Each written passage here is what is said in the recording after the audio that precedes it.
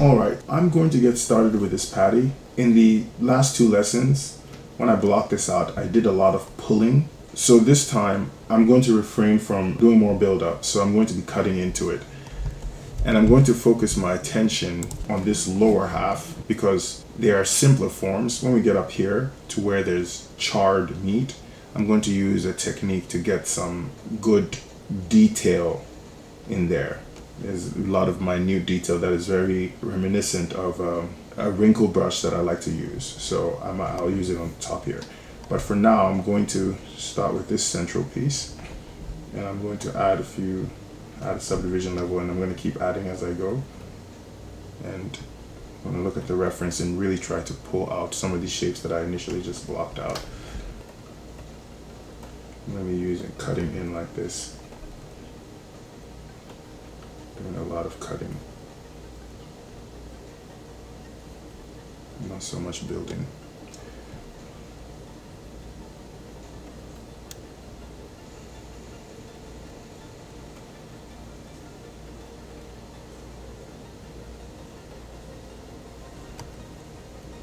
Cut here.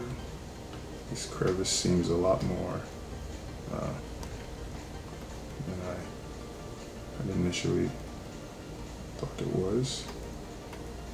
At this bottom here, I just want to make sure I really get the shapes because they're pretty simple. They're pretty large shapes that there's no need to do any invention here. There's some really weird abstracts too. So I might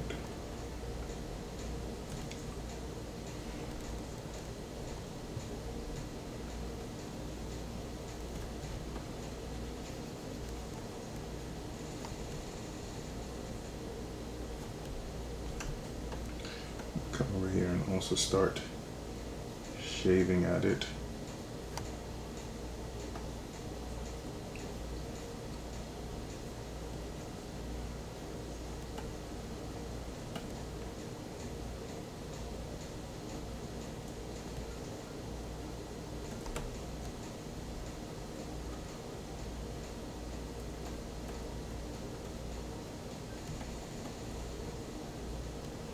There's a lot of nice, interesting shapes, especially at the bottom half. Just a little bit of build-up I'm going to do here, just to log this. The water is also telling me, the fluid is also telling me how the crevices are. And later on, a lot of these crevices are going to receive a fluid mesh somewhere down the line.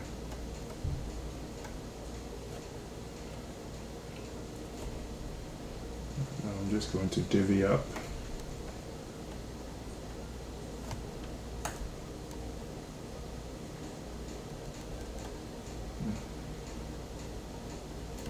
Do a little bit of build up.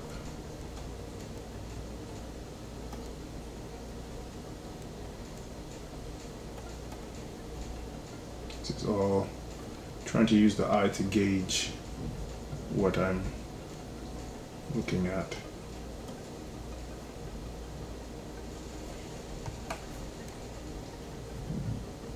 Using visual plums to try to get some of this stuff.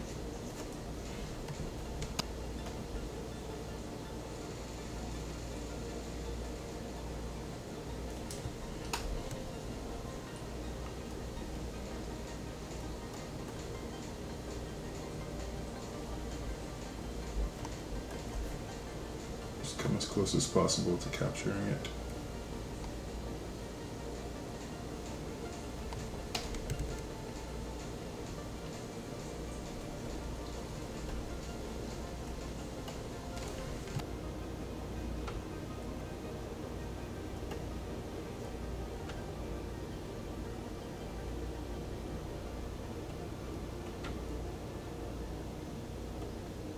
I'm allowing the water to also tell me what shapes are underneath, or just hint at them just a little. I'm going to mark this whole area with some striations, so just remember that.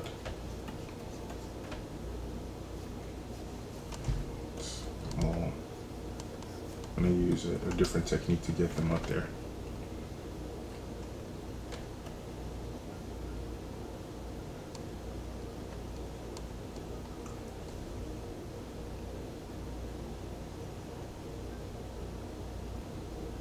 With these like striations, these lines, they help break up the moundy detail.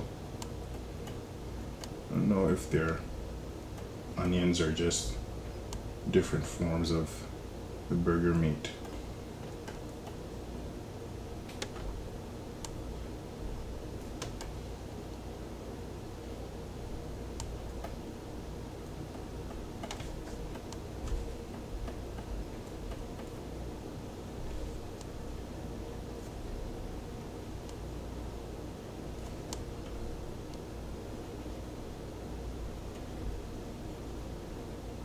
Just really paying attention, trying to capture what I see just to get a good foundation, and then you're going to see a lot of invention come on top of all of these.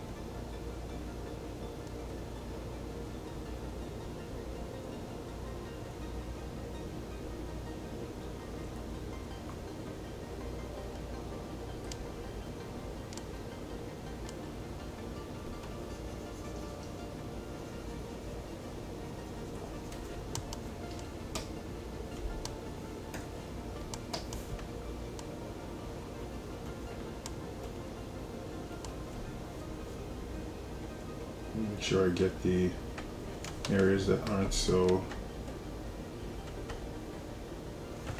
shrouded with information, because they help to break up detail contrast. Things that even look this complicated don't have like a just constant detail.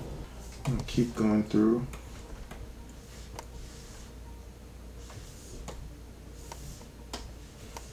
I'm detailing these. This one could come back a bit.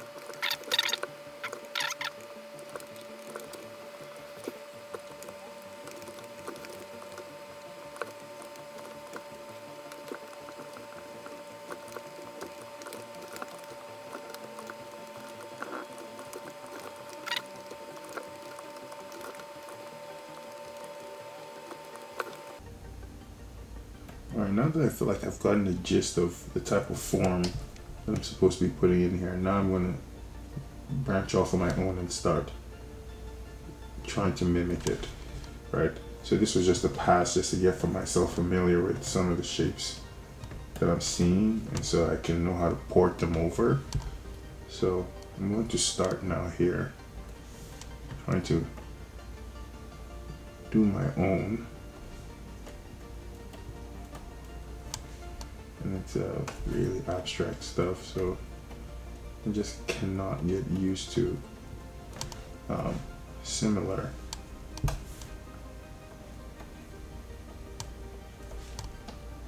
brush strokes.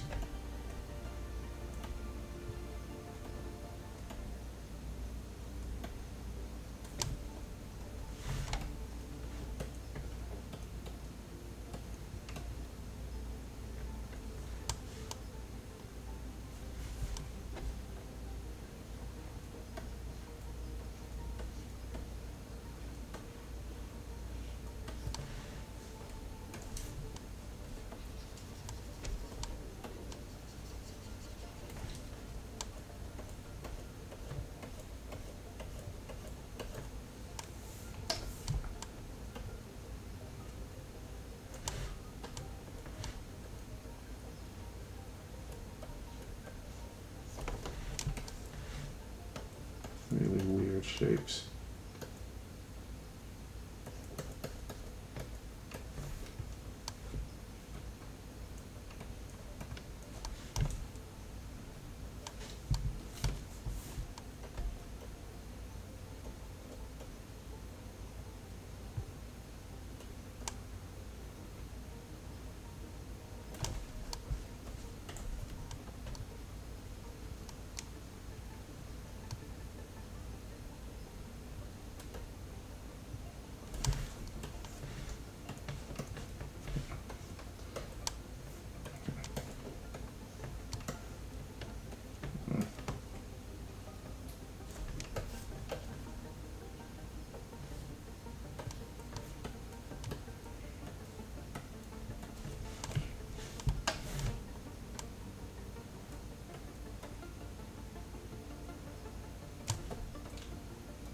I'm gonna go with some of the type of behaviors that I saw, and I'll just mark this in preparation for what I'm about to do up there. That's not the real detail that's gonna be there, but I'm going to mark it.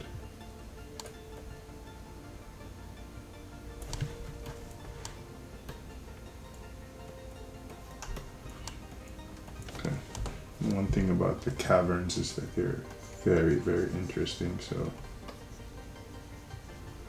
this will simply not do.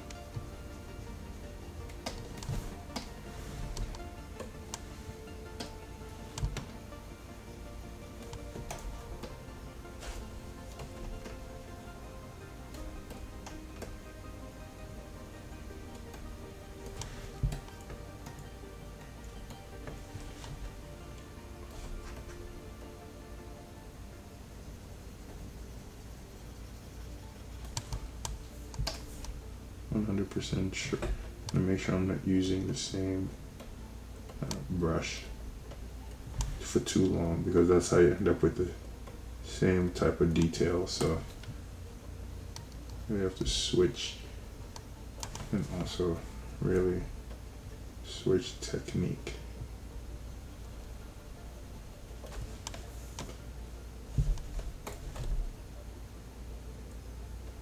Whether it's spiraling or mounding, or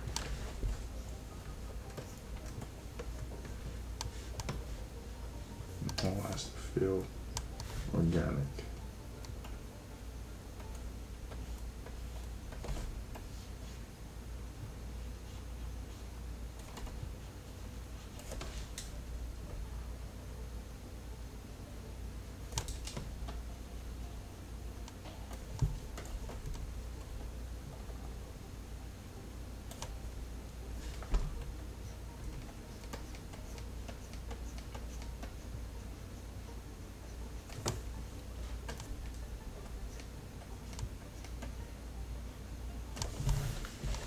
Zoom out, make sure it's actually matching the detail of where it came from. This feels cool, but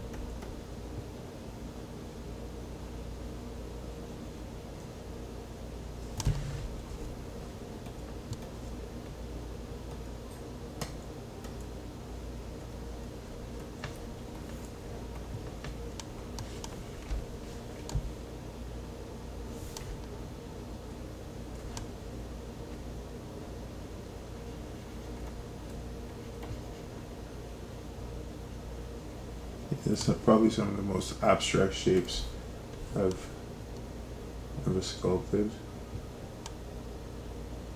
It's going to be really tough to try to keep this up.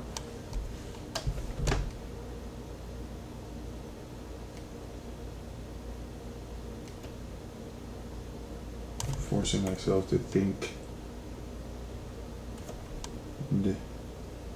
differently almost every time.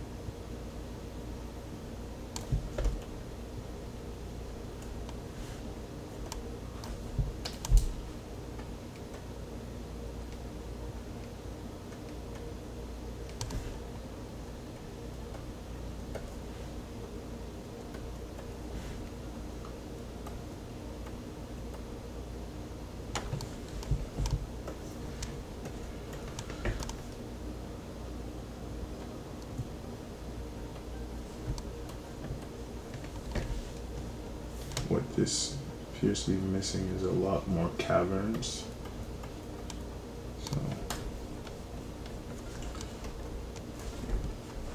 I'll make sure I get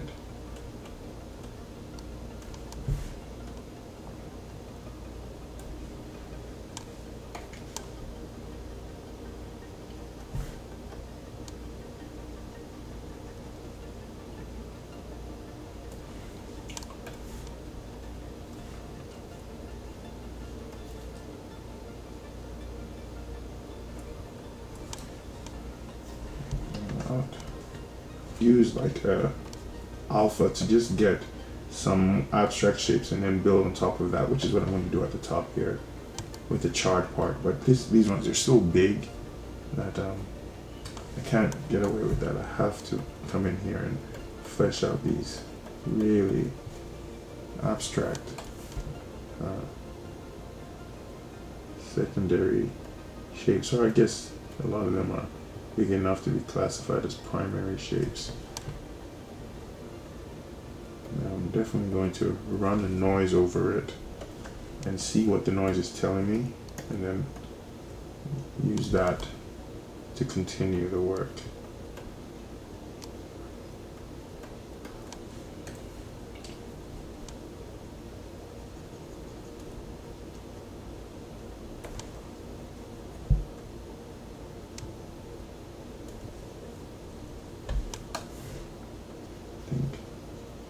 The key is the bulby shapes and then a lot of like recessions.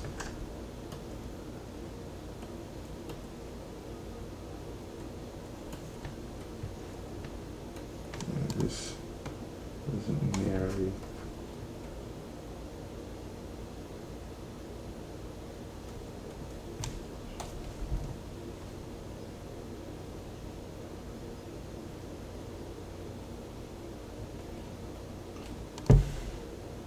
occasionally I'll see these like really planar shapes too.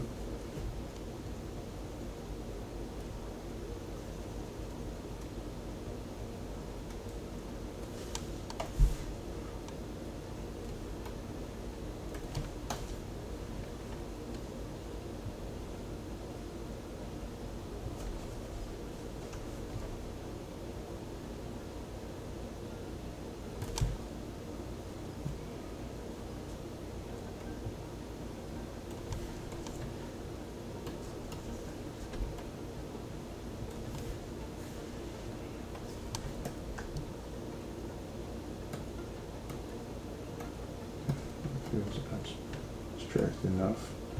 There's a whole bunch of connection will have to happen here.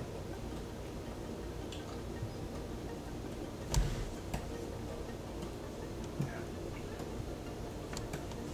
Here too. Looks pretty disconnected.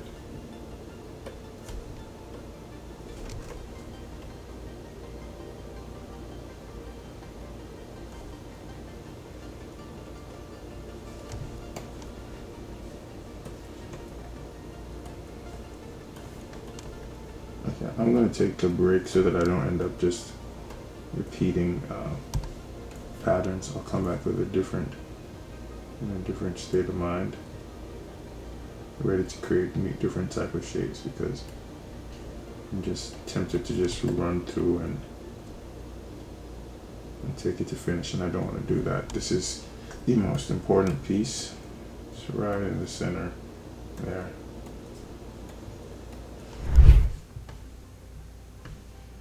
One thing I'm doing over here is I'm not being careful about ensuring that there are larger scale shapes sitting next to the small ones. It's gonna look really silly if it's all granular detail. I think the same applies here too.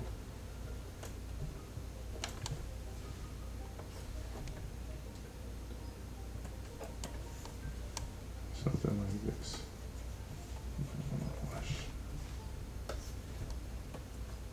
Yeah.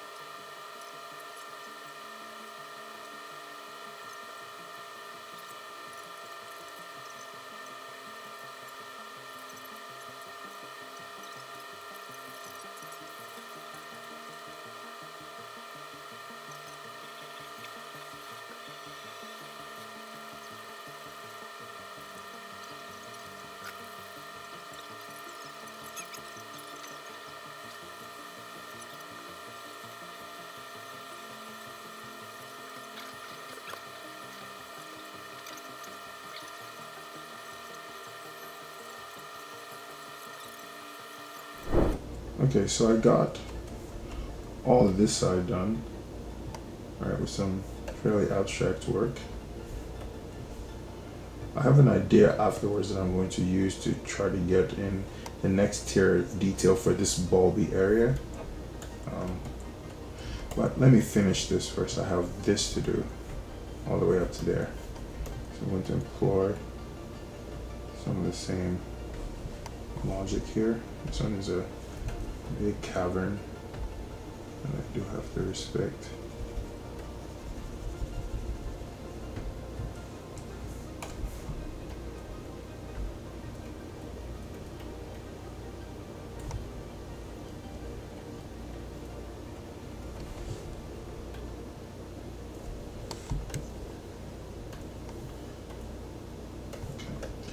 Looks pretty good. I'm gonna divide this. Start the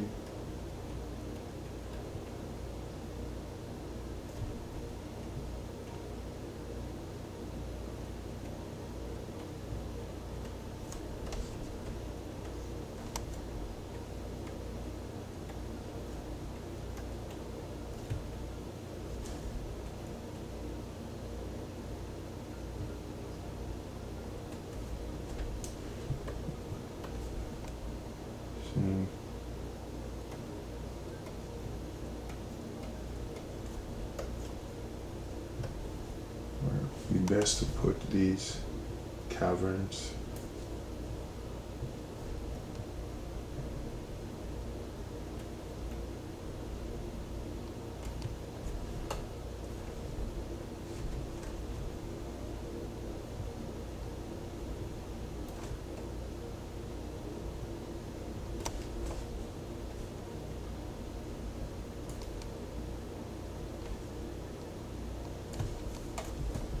It feels like the only way to ensure that the same thing is not happening is just to cycle between the brushes and to lay down the data. It is just so tempting to go in there and just try to wrap everything up.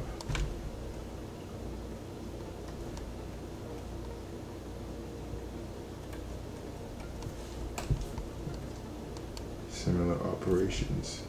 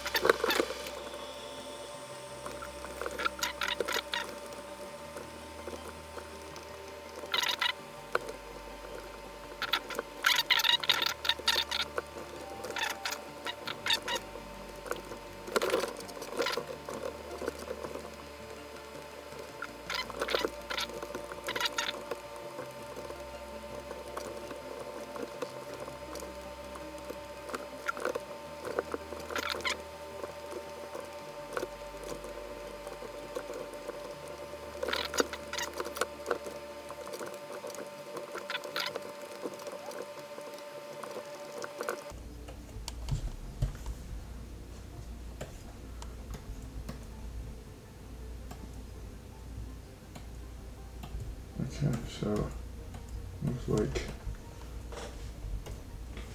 that's the first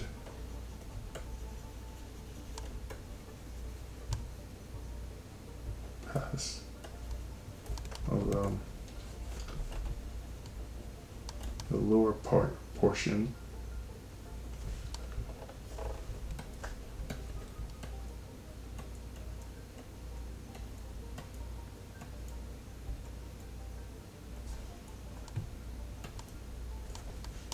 These.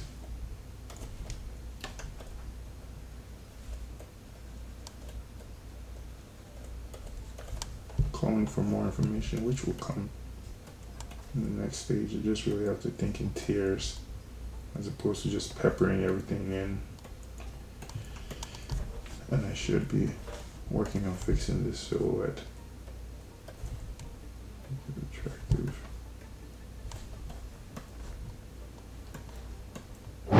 All right, now that the lower bulby part of the patty is done, it's time to give each piece its treatment. So what I'm going to do, I'll start with the central one. I'm going to, for now, take it out of this group because it's going to get its own group as I process them.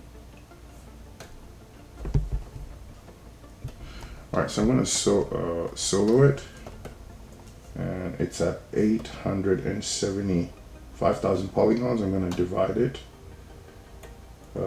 twice.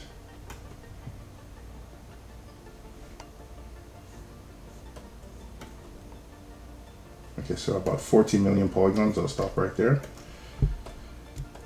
And I'm going to start noising it. All right, so I'm going to add a layer. I'm going to try two types of noise, very sparse but opposites of each other. I'll show you in a second what I mean by that. So I'm going to add a new layer. I'm going to go to surface noise, go to noise, frame.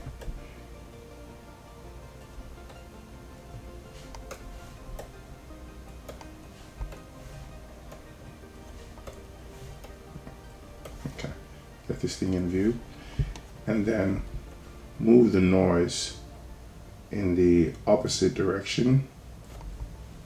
Move the curve and increase the strength. So it gives me this gutty detail. And I go okay and apply to mesh. Actually that is too large scale. I don't want that swelling. So I'm going to reduce the scale of the noise. Actually, I wanted a more bulby result. So basically I want this. And opposing. I don't see a lot of recessed, really small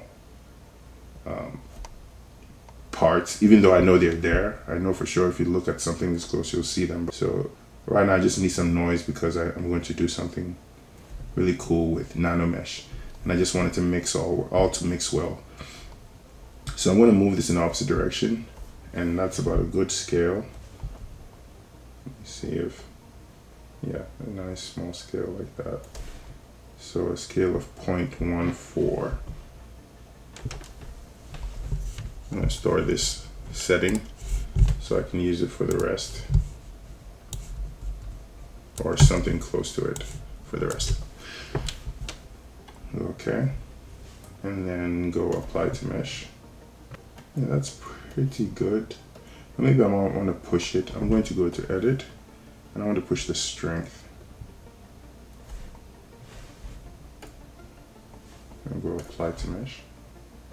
Okay, that's better. Let me store this.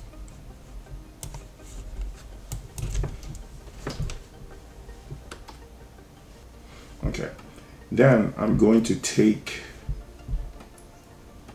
a copy of it. So let me duplicate and hide most of this stuff so I can focus.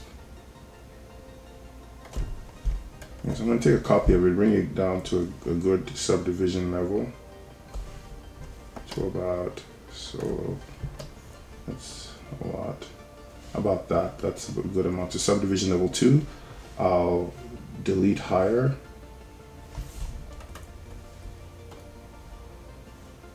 Okay, it's in recording mode, so I have to get it out of recording mode. So go over here and go turn off recording. Bagel, don't really need that. Go to subdivision level 2, delete lower, delete higher, and delete lower.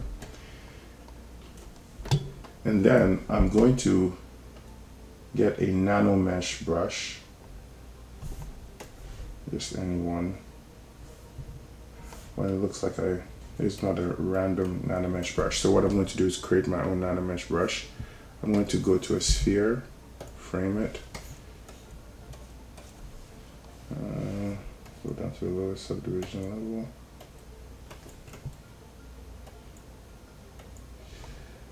Delete higher, and just Z-remesh it at 5K. Yeah, and it gives me a manageable sphere. Okay, this one is better. So I'm going to create a Nanomesh brush out of this. So I'm going to go first, create an insert mesh brush, new, and then create a Nanomesh brush. It'll turn on dynamic draw for me.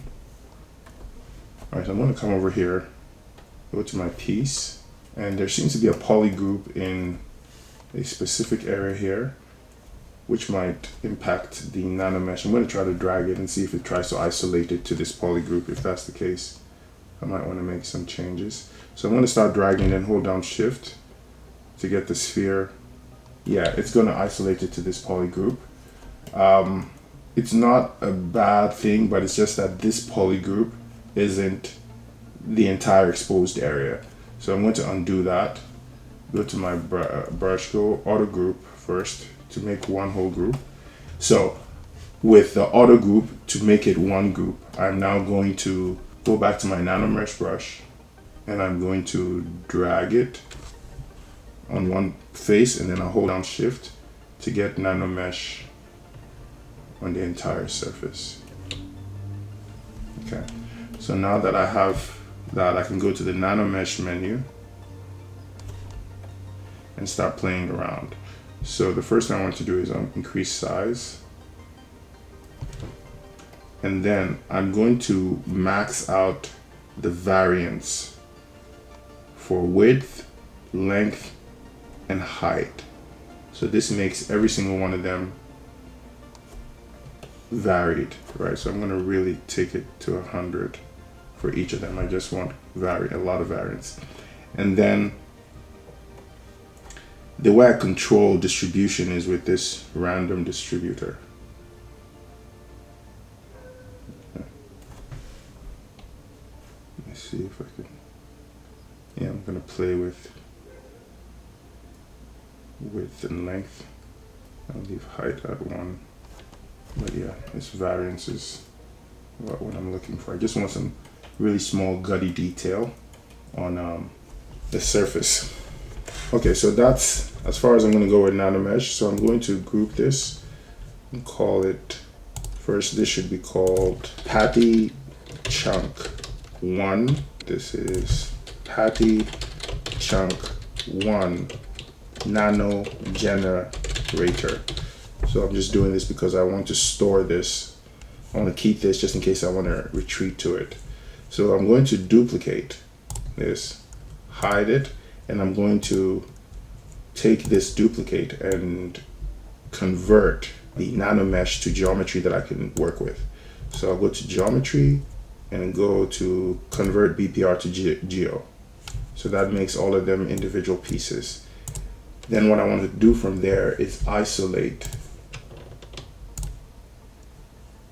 the Nanomesh that I'm interested in, because I don't want the underlying mesh, and I'll go delete hidden. So now I have all these pieces on the surface of the burger, but this detail is useless right now. What I need to do with it is noise it. So I'm going to go into layers, add a layer. Actually, first it's about 10 million, so 10 million is good. So I add a noise layer, go to surface, go to noise, and I really have to edit this so that it it doesn't just swell them. If you have the scale wrong, it just ends up swelling. I want it to be gutty detail, but I want to make sure it's impacting. This is indicative of too much. Scale is just too large. Yeah, I think that's a sweet spot for the scale right there. So let me go okay. Yeah. So let me apply to mesh to see what it looks like.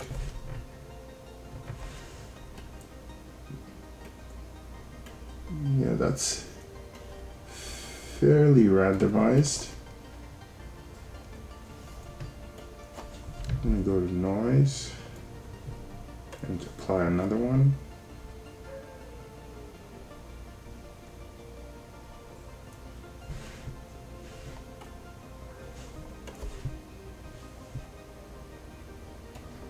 Because I'm realizing something that I don't really like about it. They're too far up on the surface. So I'm going to delete them and go back to my Nanomesh. This is why it's good to save it. So I'm going to go here and make sure that in Nanomesh, I have an offset. I think I want an offset Y. Let me make sure of that. No, it's not an offset Y. It's an offset Z probably. Yes. So that they're more in the surface. All right, so that's an offset Z I'm looking for. I'm going to store these settings too, because I'm going to have to do it on all of them, so I don't want to make sure I'm not using different settings or trying to figure out what I did. All right, so this is good. And then I'm going to go back to geometry. Actually, I have to duplicate this so I have the original. Okay, so I'm going to go to geometry and convert BPR to geo. Now I'll go to sub 2. I'm not going to add the layer. I don't think I need to regulate the intensity. So I'm going to go solo, get rid of this mesh, go delete hidden, and unsolo. Okay, so I really think I just need one noise pass to get this in there.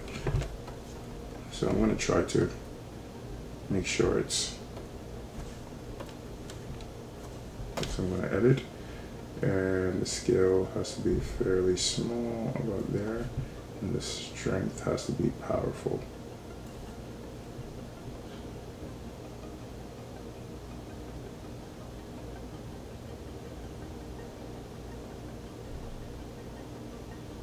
Let me try this lower scale to see what it does.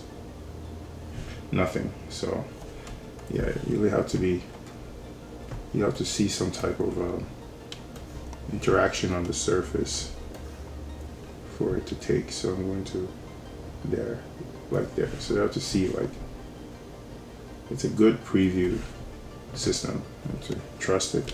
So I'll go okay, and then go apply to mesh. And that should be enough. That's enough gutty detail. A lot of free randomized gutty detail. Yeah.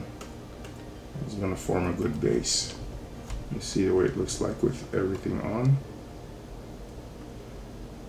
Make sure I turn this off for now.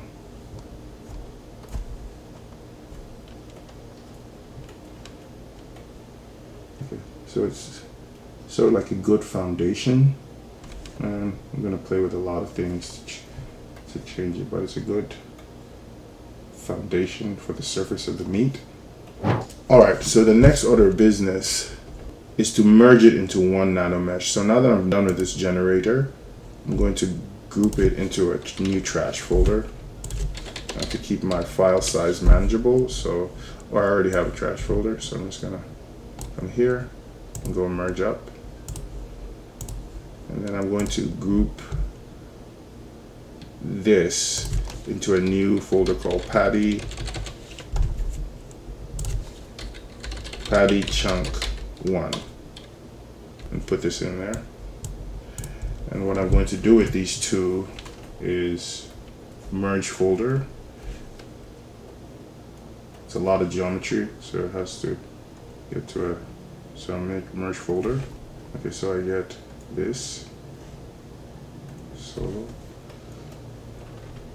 okay, that's a mistake that's coming from the fact that I haven't turned off my layers properly on this.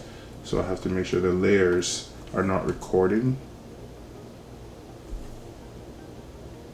So I think that's the issue. And I come here and I go merge folder. Yeah, and I get a nice resultant. And for this resultant, it's time to turn it into a Dynamesh. Okay, so now I'm going to open this because I know I'm going to need a lot of Dynamesh to make this connect well. So I'm going to go up to about 9, I'll start at 900, and then I'll go Dynamesh, see what it gives me.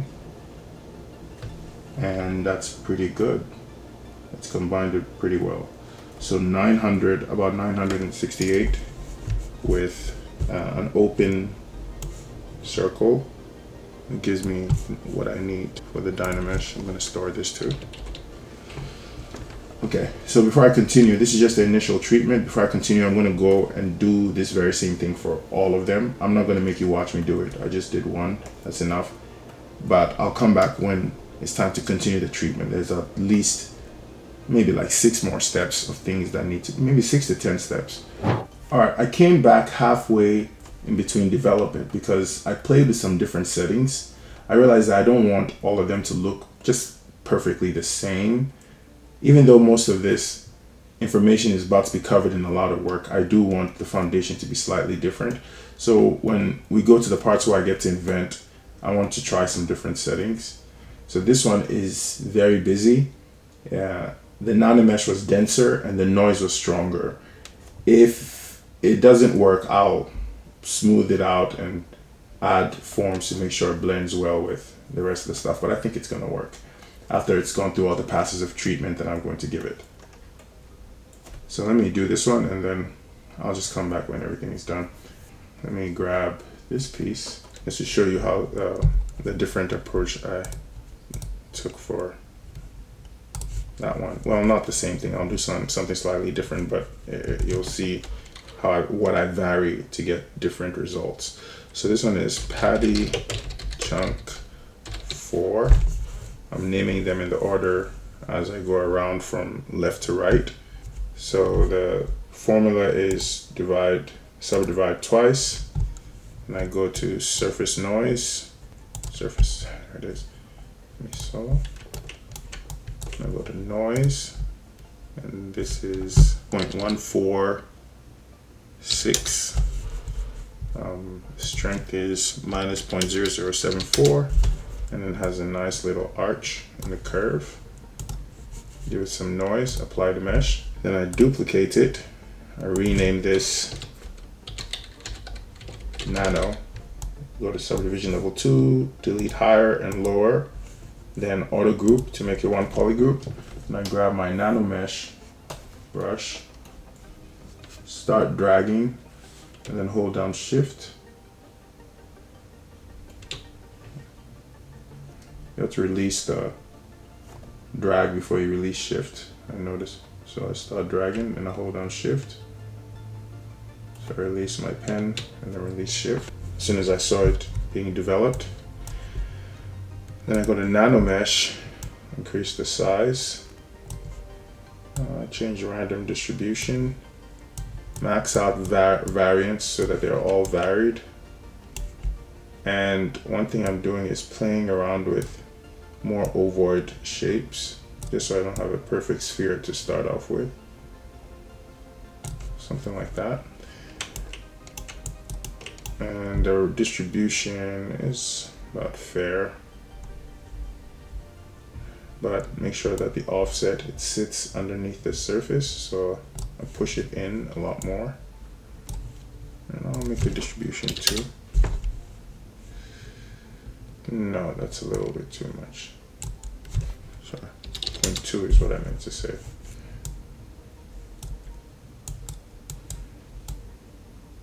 All right, so that's a good result.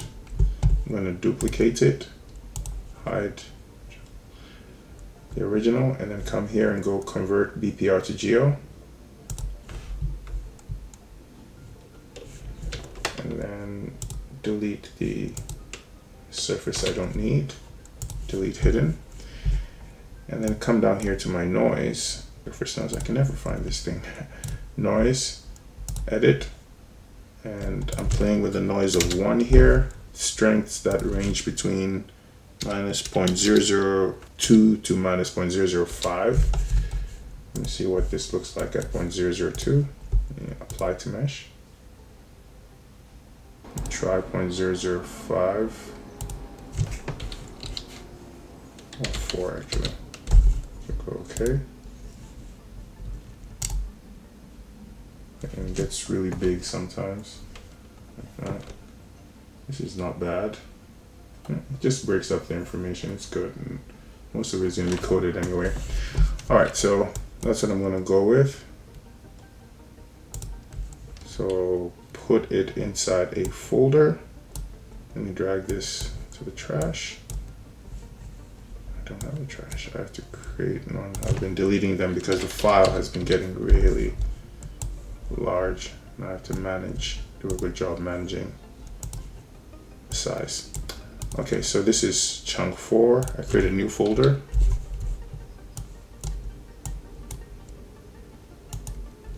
And merge folder. So this is my end result. And then I just do an open circle about 900 to 1,000 and Dynamesh. These little chips on there.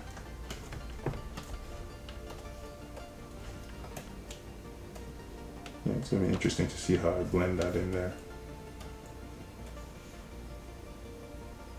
Especially with this too. It'll work.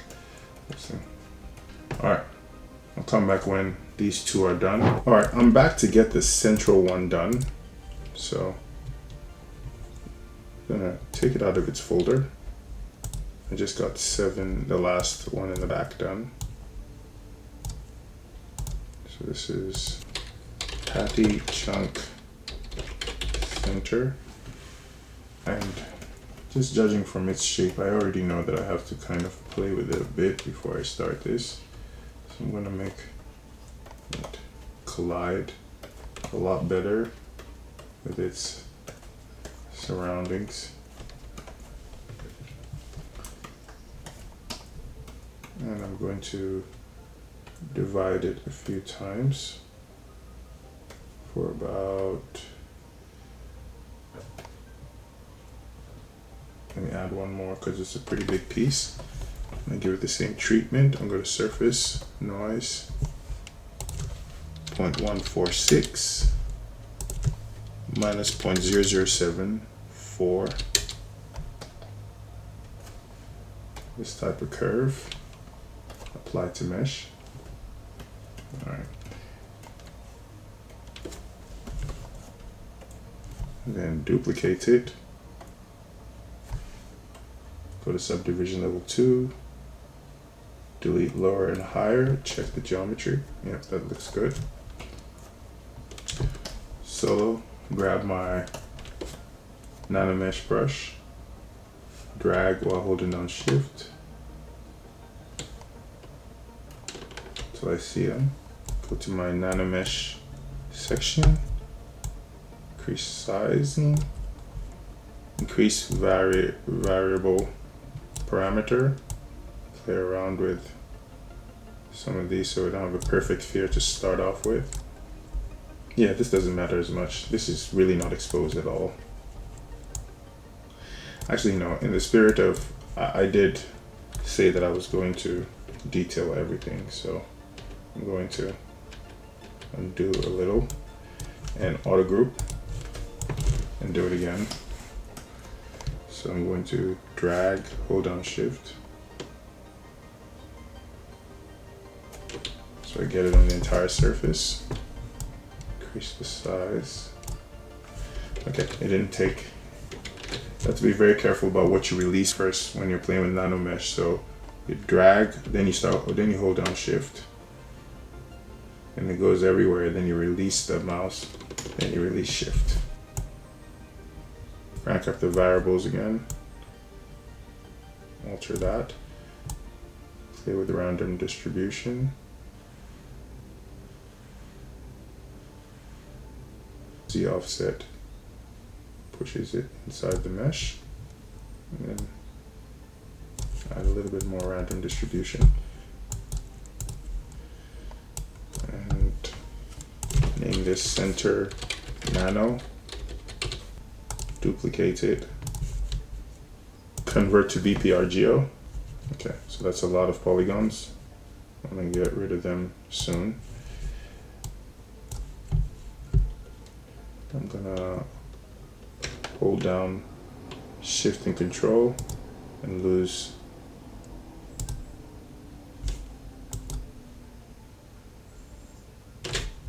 or delete hidden. Now I'm gonna give it its noise pass. It's on solo. So I'm gonna go down here, go to surface, go to noise, edit. Supposed to be 1.003. This is minus 0.0024.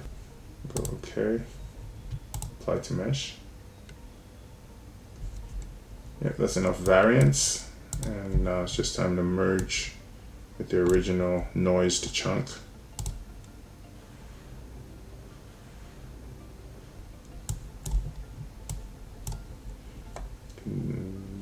Merge folder.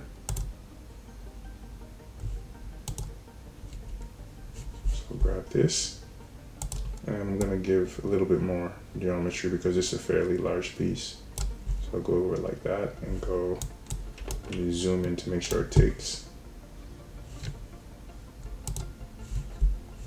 Dynamesh. Yeah, that's not bad for the central piece. That doesn't matter as much. So I'm going to. Okay, so now I'm done with this folder. I'm going to delete it. And that's all our chunks. Now it's time to move on to the next stage of treating this. Yeah, this is going to be really weird to see how it works. All right, so my next order of business is to use an alpha that I rely on for gutty detail. I wanted to use it for the paw padding of some wildcats I was doing, but it has some really good, it has like a burnt like feel, and I think it's going to really work for the top part that is not so bulby. And so I'm going to coat it onto the top part and the bottom too of this patty. So I'm going to use the standard brush. I'm going to use drag rect, and it's in the Pixelogic. It ships with Pixelogic. It's I think it's called Alpha 16. This one right there, Alpha 16. So it has some really gutty, burnt like detail. So I'm going to start applying it on chunk 1. Before I do that, I'm going to see what a good amount is of geometry, what amount of geometry I need to be able to do this. So I'm going to divide once, and at 3 million, I'm going to see what it looks like. Yeah, it's pretty good, but I want it to be stronger. And knowing where I'm heading, I think I should add one more subdivision, so that's 12 million, and that shouldn't be too bad. So I'm going to increase the intensity of this quite a bit. Yeah, so I guess something like that.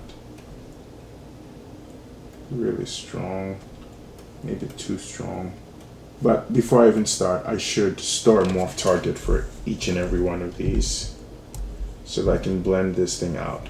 So I'm going to start here by going down to morph target, storing a morph target, and I'm going to crank it down to about 33. See how 33 is going to work.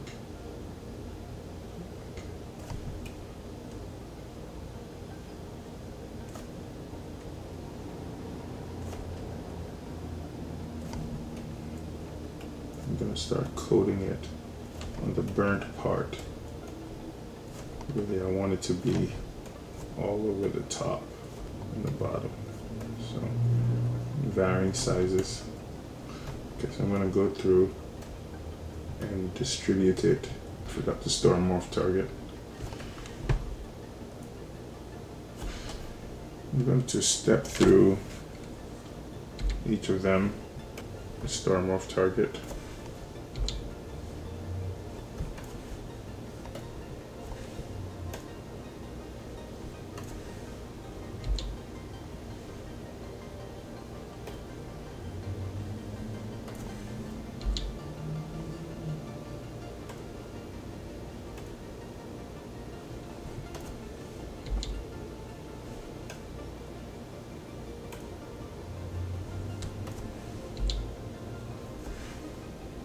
I'm not taking all of them to the next subdivision level because it's just a little too high.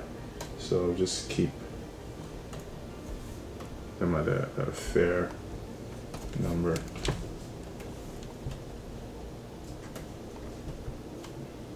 Okay, so with all the morph targets stored, I can come in here and start coating the top and the bottom.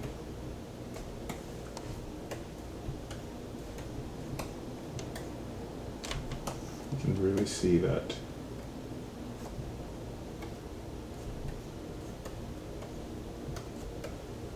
it's a lot of information, so we have to get ready to work to tone it down. Yeah, and I think that definitely might have been too much. I'm going to try to vary the sizes of the drag.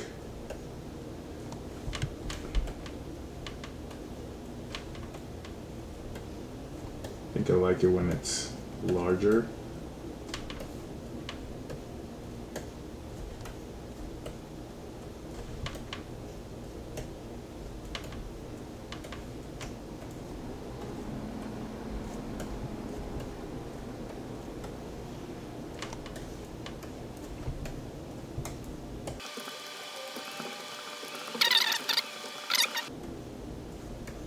This guy.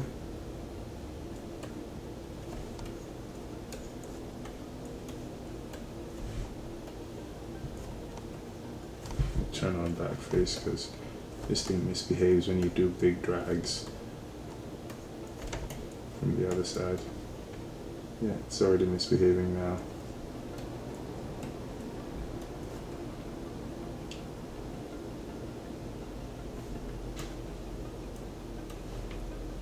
Yeah, that was pretty bad.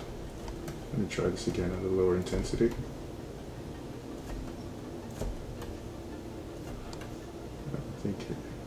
Okay, I'll be very careful about how far out I go.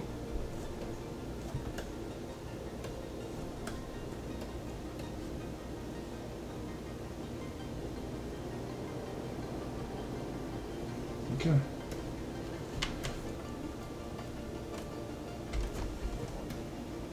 All right, it's now time to blend this stuff. Looks like it started to peer out the top. Let me find out which the culprits are. It's definitely the central one.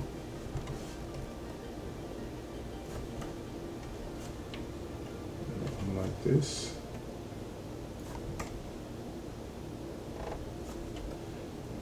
Hide the top button. See what's going on.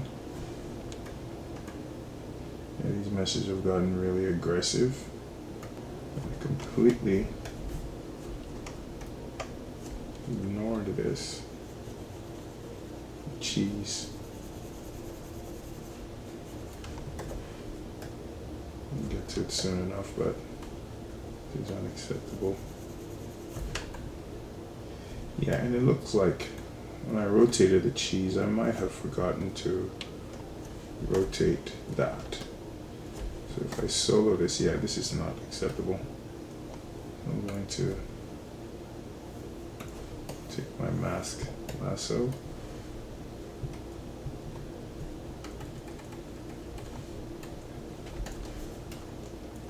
And make sure that this sauce is rotated correctly. It's sitting on top of the cheese.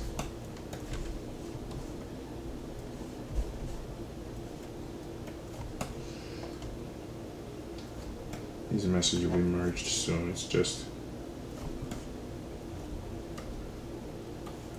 to keep them ready. Alright, so what I'm going to do now is start doing some actual sculpting. Enough of this procedural stuff. It's time to start blending this whole thing together. So I'm going to turn these off again. And I'm going to turn off the top sauce, top bun, and top cheese.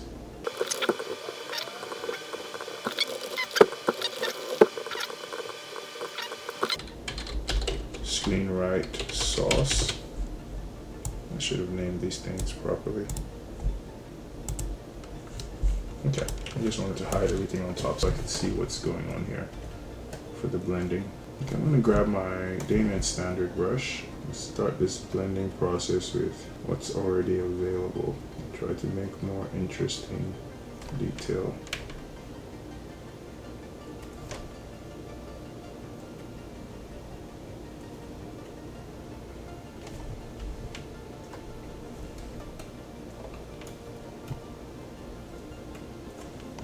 It looks pretty messy, but I acknowledge that it's burger meat. It's supposed to look really, this detail is going to really help.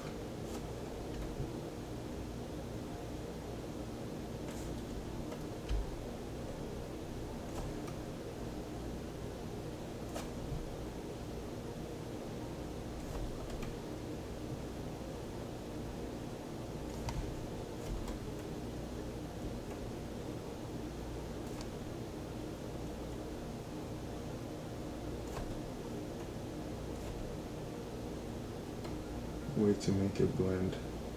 I really want to make sure that I'm respecting the detail already there, otherwise it just looks horrid.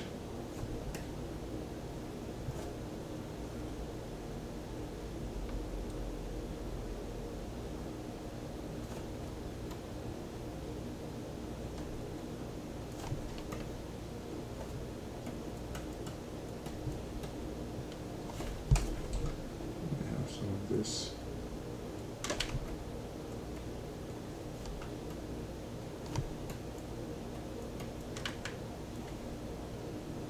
I'll do some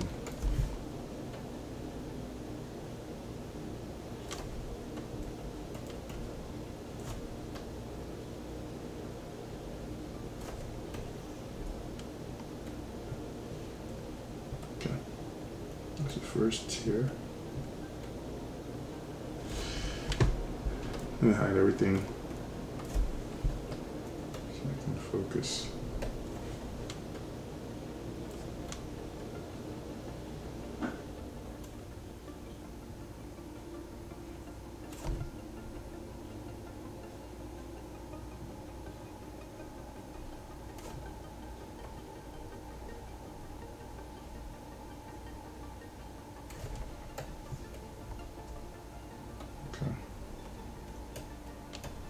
I'm gonna focus on the top and then I'll go get the bottom.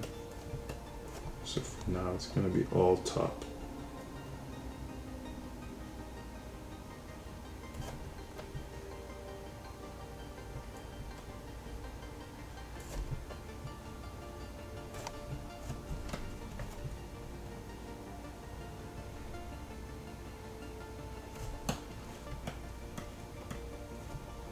Very important to make sure I'm getting these digs that are not just lines, striations just coming through. It should be some interesting openings.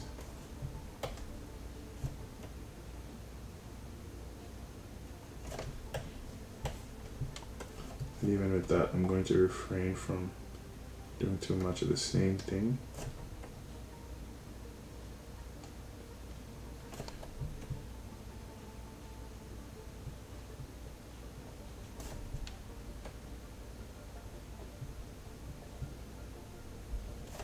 Yeah, this is an experiment that I feel like might not have been too. I'm going to simplify some of the detail with my build-up brush. So it was a little bit of an ambitious attempt. It's super noisy right now, so it looks very noisy. I'm going to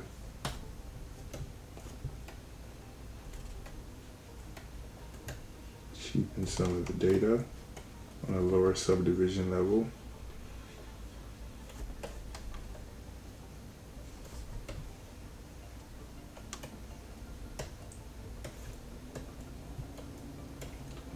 Yeah.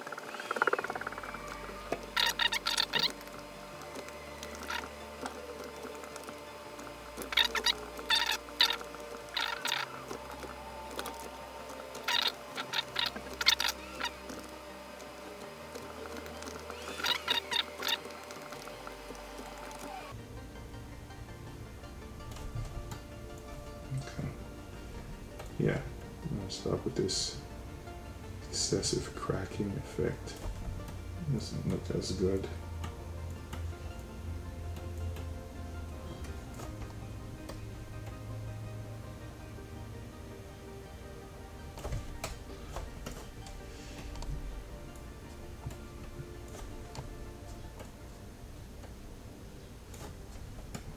Okay. So that is the top coming together.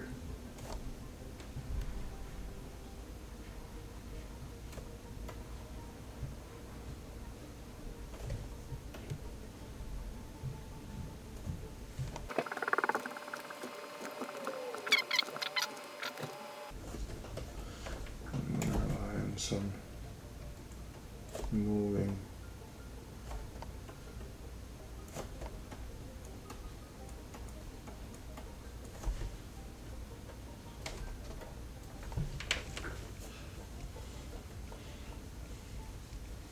We'll do the same to the bottom.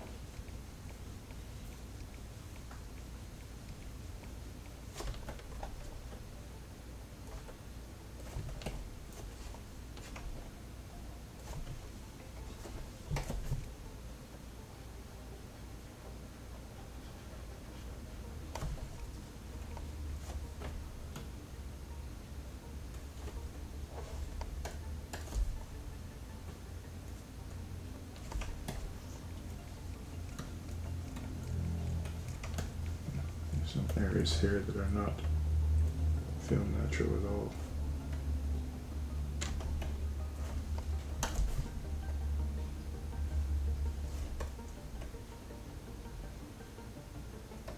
Yeah, that ties it together a lot better. Here to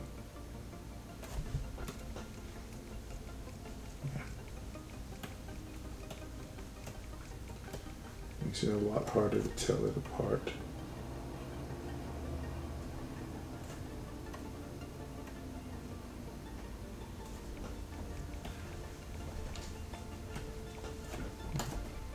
Do some of these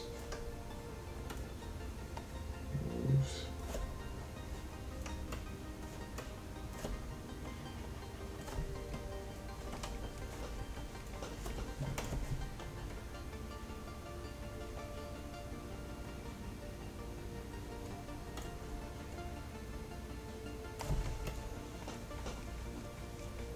Helps to make it more cohesive.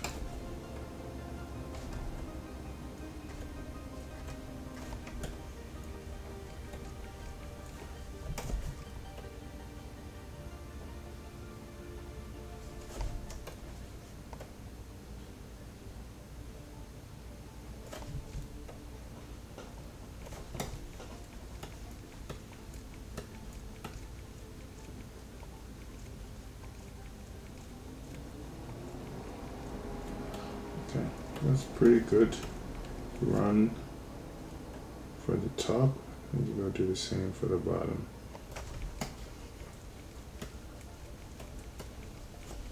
This just feels very unnatural. The way it terminates. Come in with the build up and start to do some more work to tie this together from the top.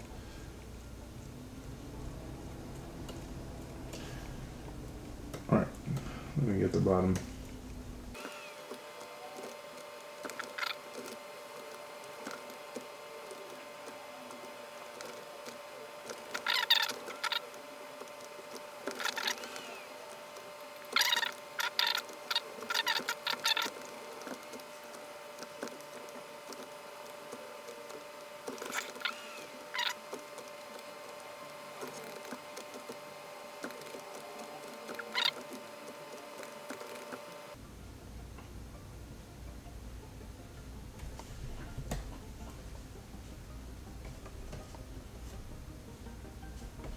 Yeah, this back here looks really even. I'm going to grab the morph brush and lose some of it.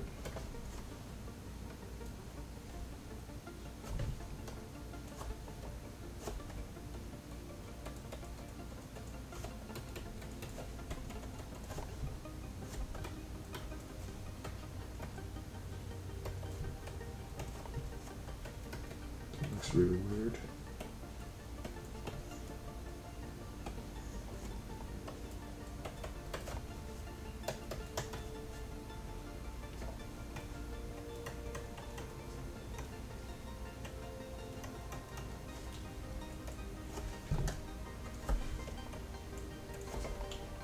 Get rid of some of it.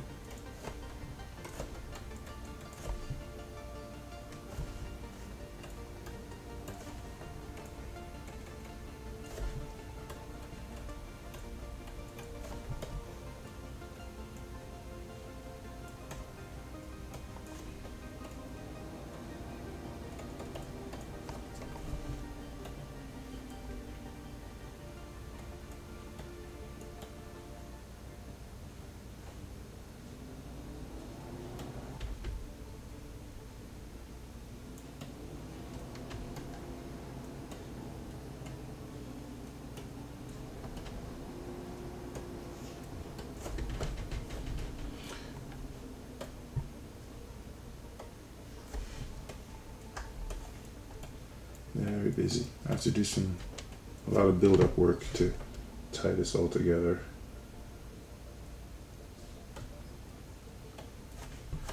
Let's see what it looks like.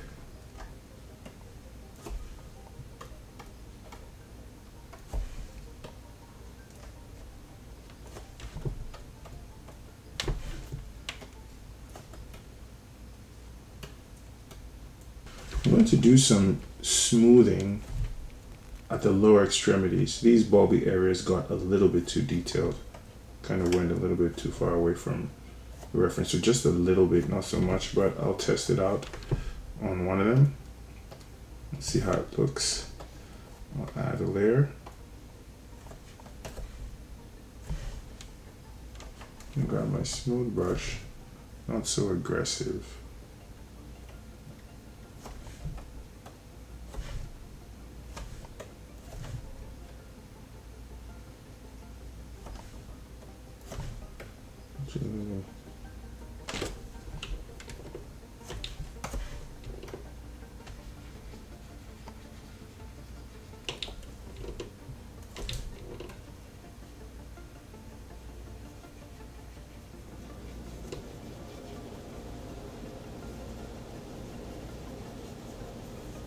Let's just see what it feels like.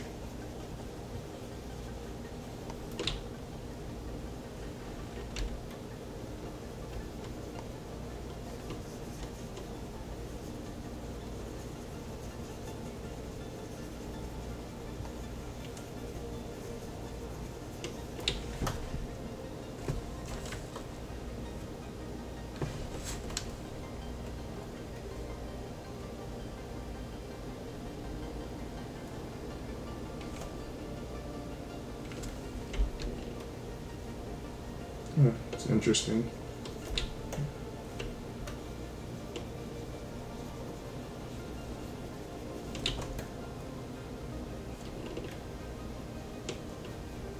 Helps to blend.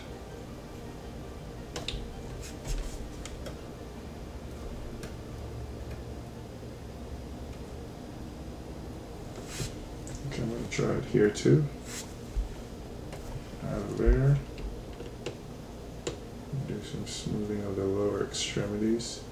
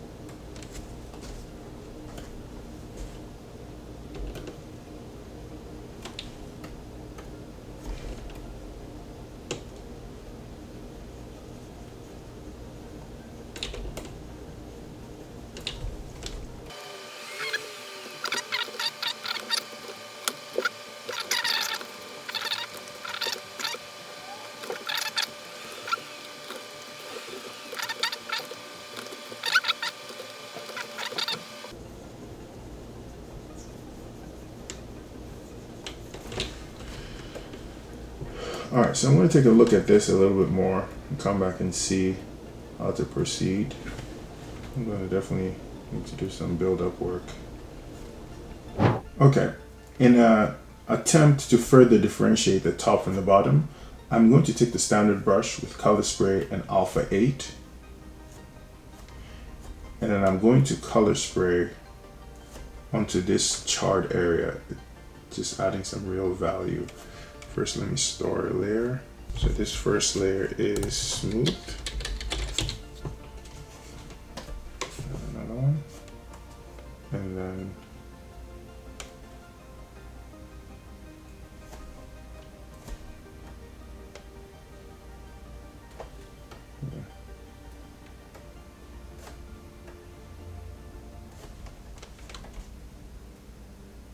that's a much needed noise. Let me do it with what's exposed first.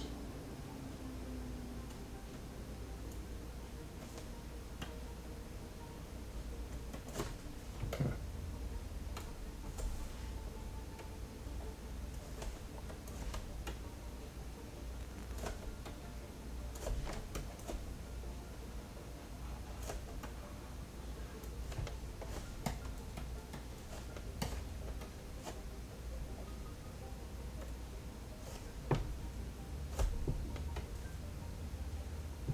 This one has enough information up top there. I'm going to leave it alone.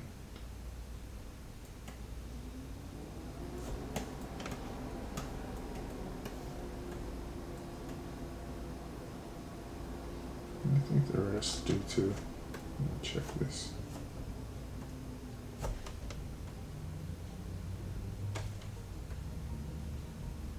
Really break up this information.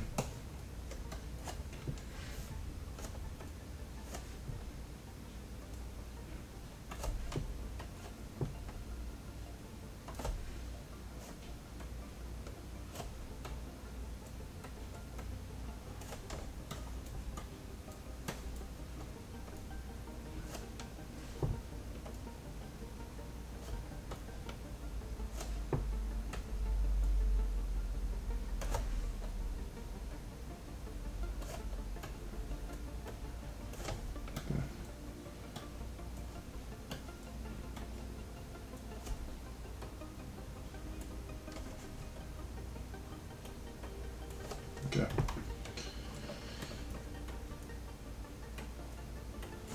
So that continues that separation.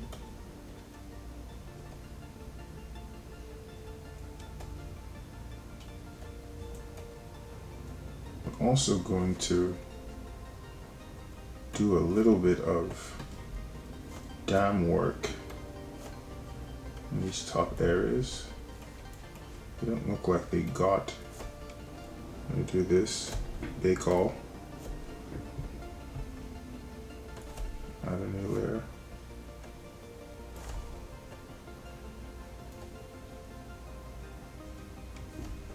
Take the Damon standard. Start to split these a lot more.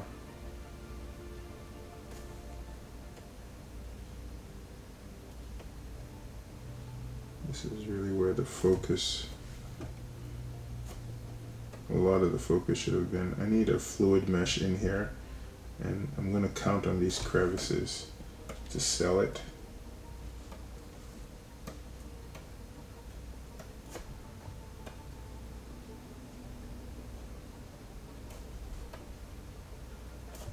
I really want to come in here, start cutting.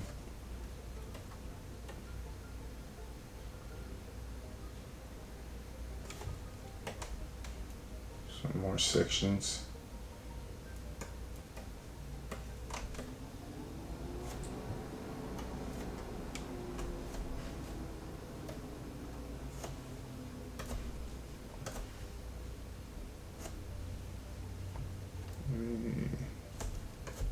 Bake all.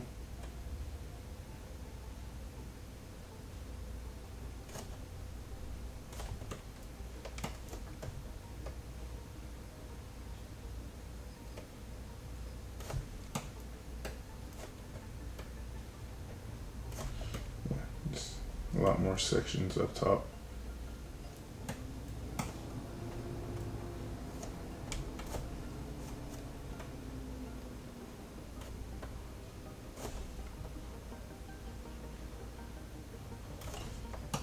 Something for some of those fluid meshes to sit in.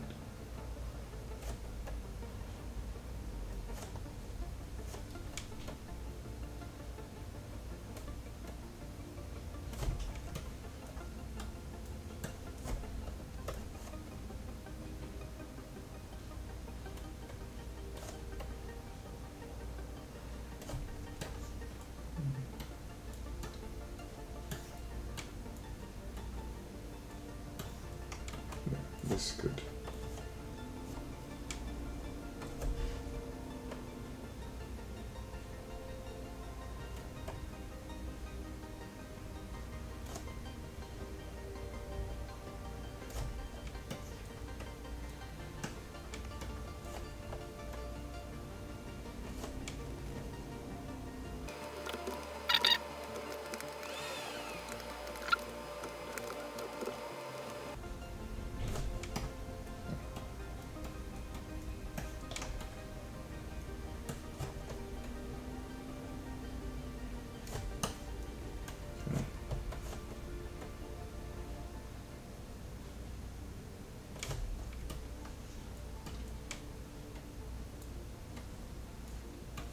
Okay, feels good.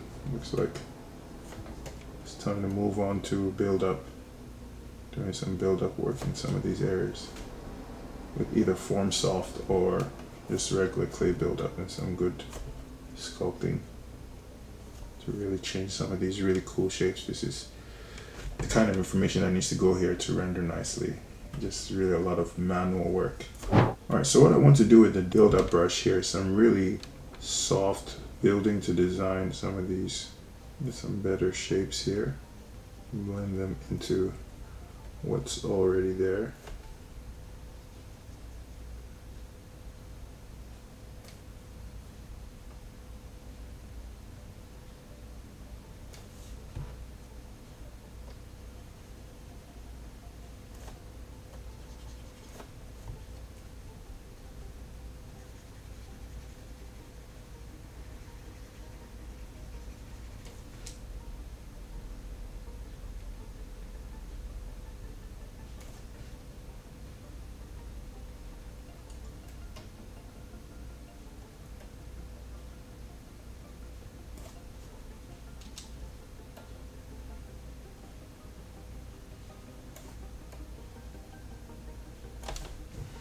Some really crescent shapes is what I'm looking for.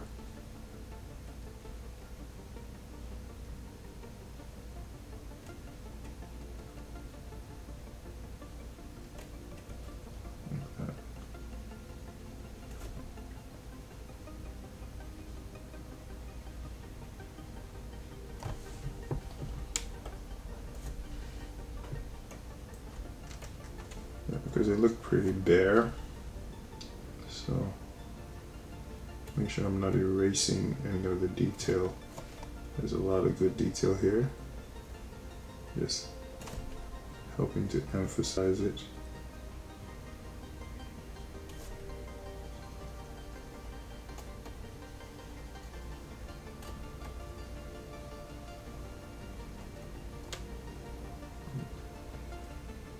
Spirals and detail.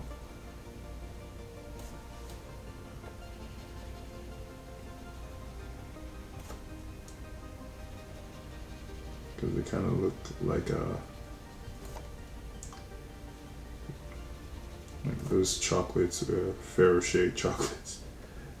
That's not right.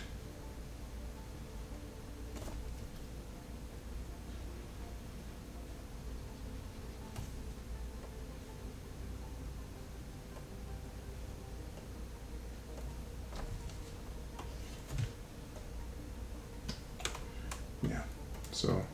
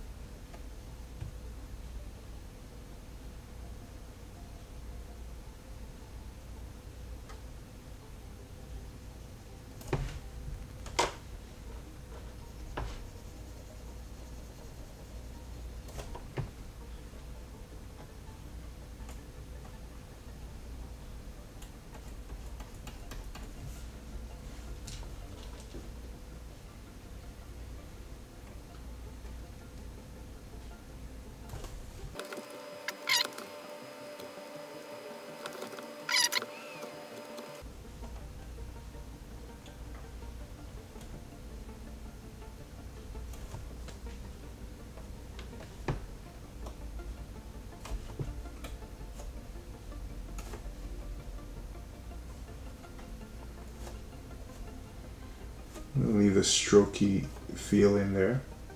I think it's good textural detail.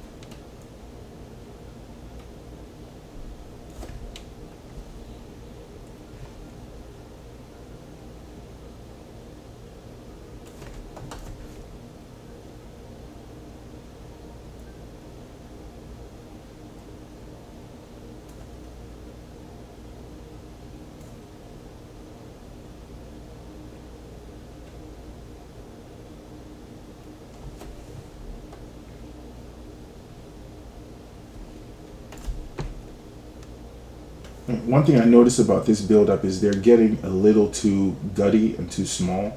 So I have to be careful.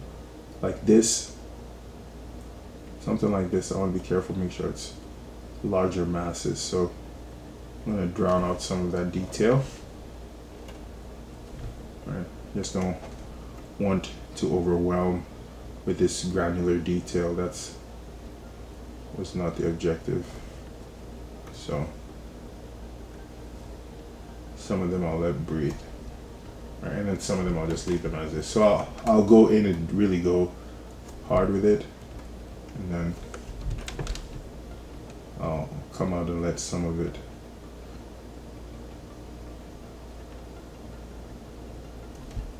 breathe, or not even push it to the point where I have to do that. So I'll be mindful about how I'm pushing.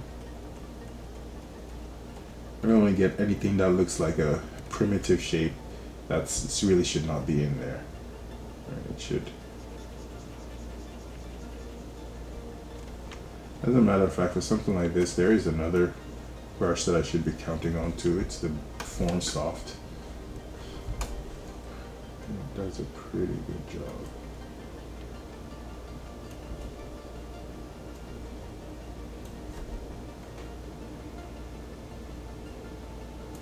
Having that type of build up.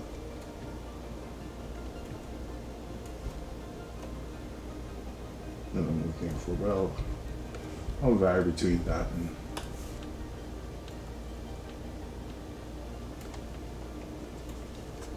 what I know works.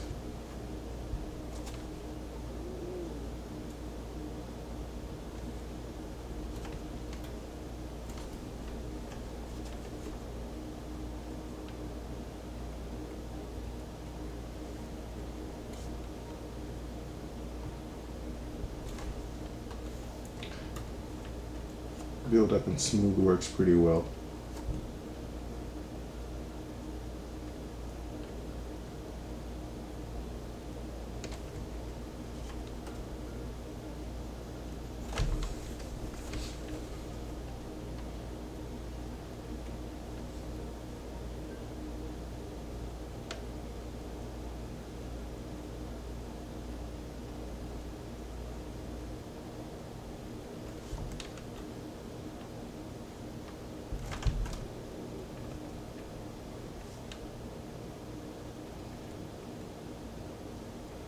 So these three sections here are pretty good so far. I might come back and touch up a little bit more. Like this, I could definitely marry these two.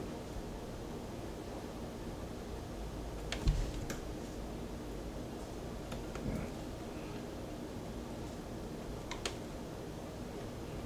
You might be wondering why, like in the reference, I'm not seeing all this information, but I've done enough burgers to know that this is what they look up close, and you have to put it in there. You'll see that the lighting will be thankful for that. It'll really illuminate well.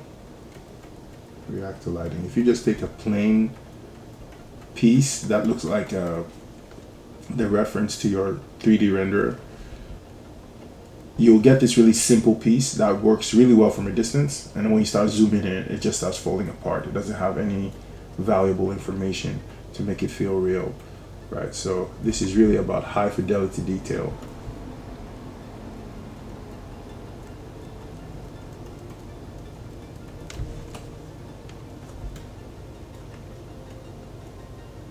There might be one additional pass on top of this, but right now the way it's looking, it looks really, there's a ton of information.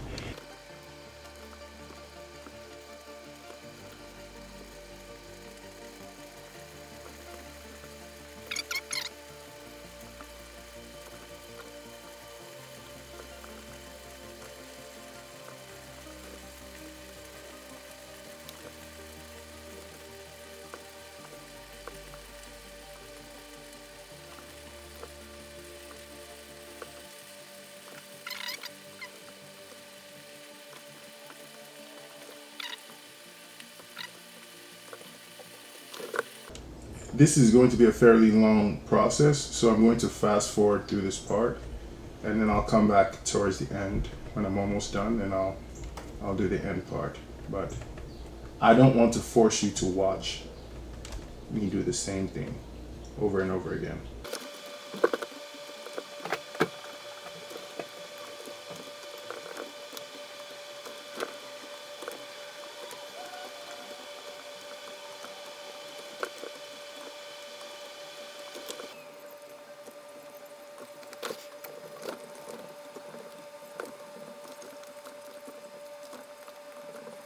Alright, I got all the way around and got a lot of that detail in there, that gutty detail. I'll try not to overdo it, but at least the exposed areas have it. And I think this will suffice. All this underpart here is going to be drowned in fluid.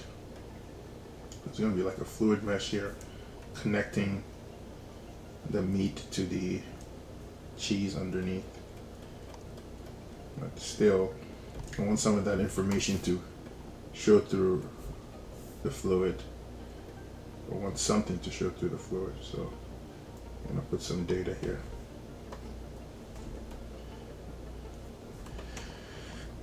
That looks somewhat incomplete.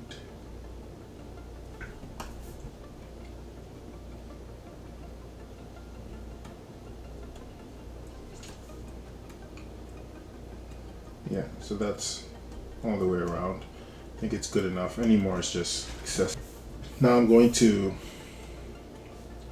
hide everything up top and up bottom and just clean up the actual top part of it, because this really looks bad. So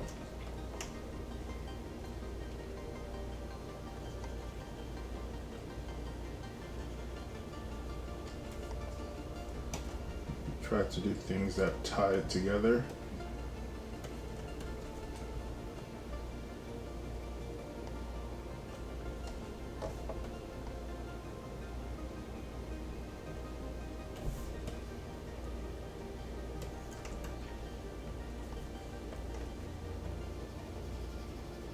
At any point in time, if I want to, I could come and just merge all of these onto one mesh, but they're going to stay separate for the duration of this project. There's a bit of information that I put on this that is missing here, and that's the alpha 8 color spray. So I'm going to do some of it.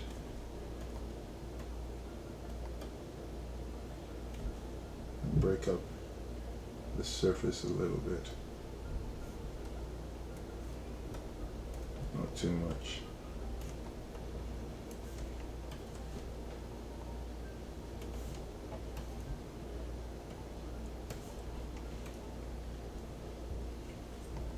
Okay. Yeah, a lot of Damon standard is what's going to help tie it all together.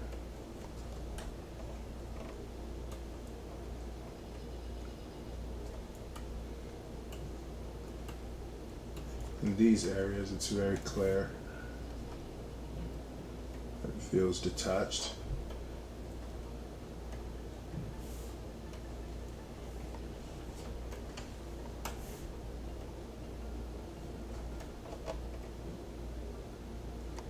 That should help tie it together.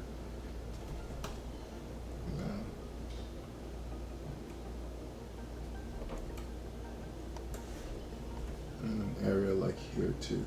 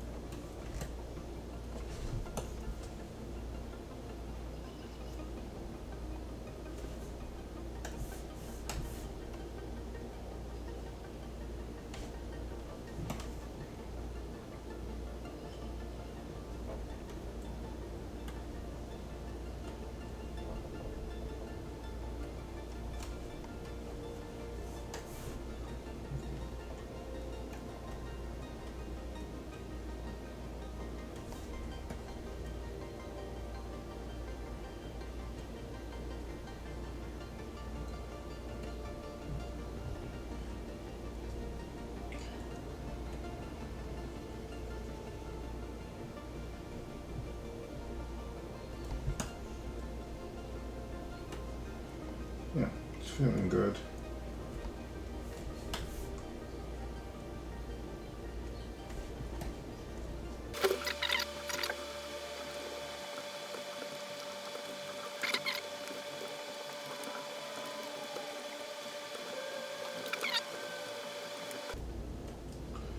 When you layer on effects like this, whether manually or procedurally, it's really good to go in there and redo some of it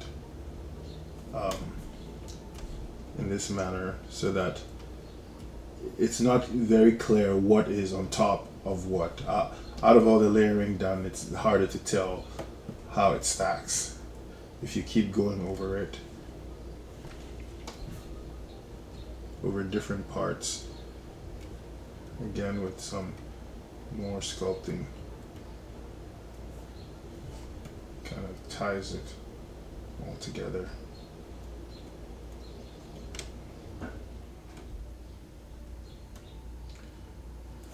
It's going to be a particularly hard feat to make it look completely one, but I think it's kind of working.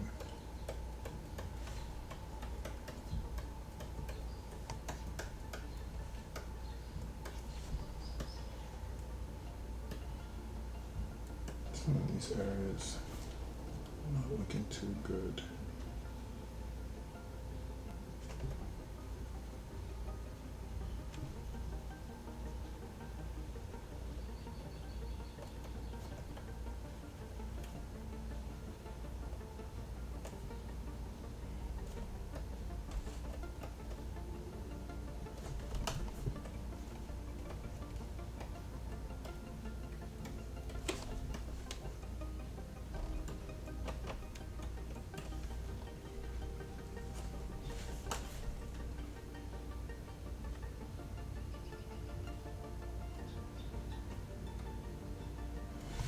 Really, it's also good to get into the habit of creating your own brushes so that it can help with some of this breakup, instead of using the same old.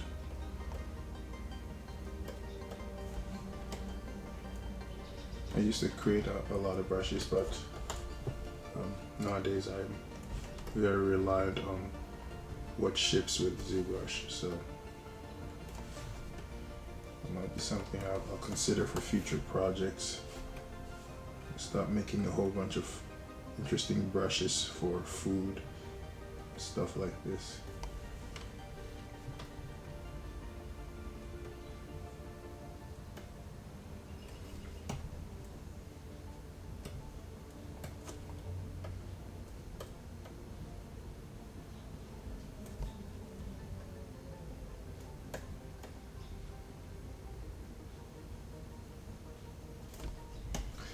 One of the things that I'm suffering from here is the consistency of the crevices. Their depth is the same, so this thing is really going to benefit from a contrast function.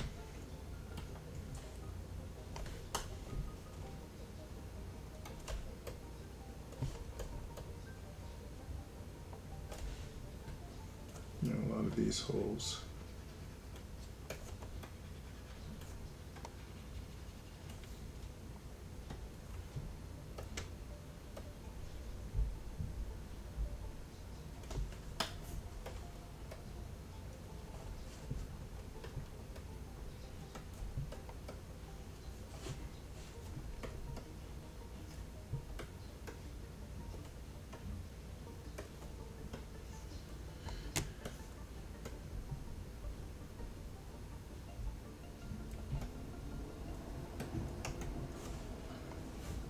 Take this.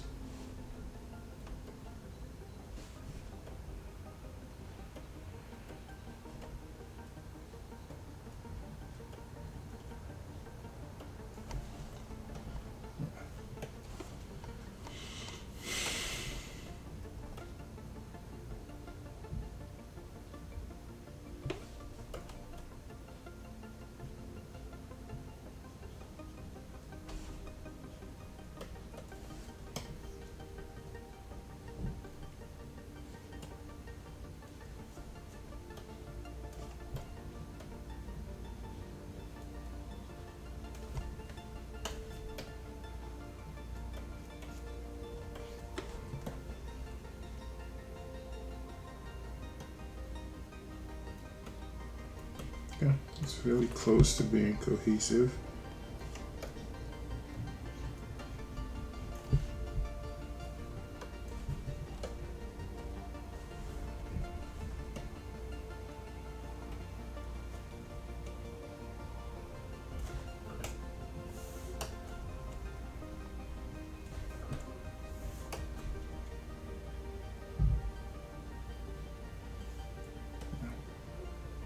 It's not that bad.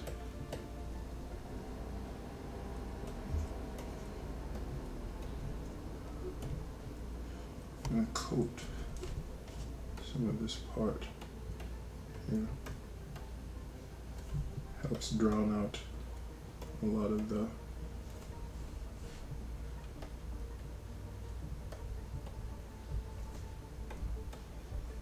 separation.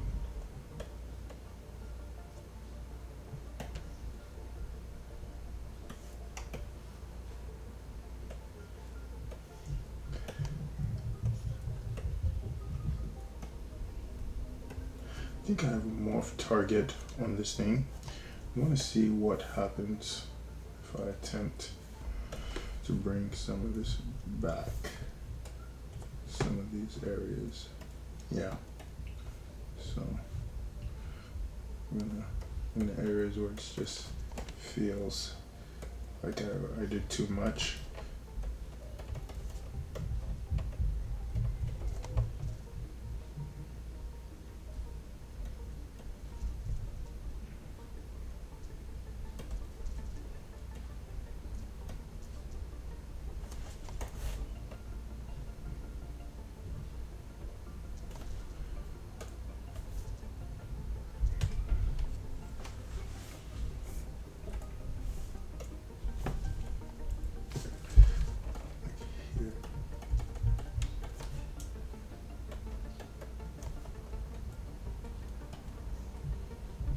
Out. Yeah, some of these areas I feel like I've gone too far.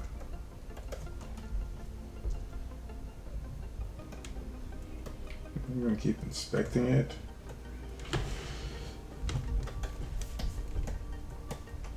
See if it's ready to move on to the next stage of development. I'm seeing some artifacting here. This really square artifact. I don't know how it got on there. I must have done something. Maybe used a morph brush when I shouldn't have. It is going to be a problem. So somehow I inherited it whilst I was running some operation, but I'm gonna have to fix all of it.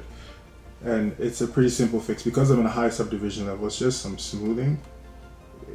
It takes it away because it's very granular.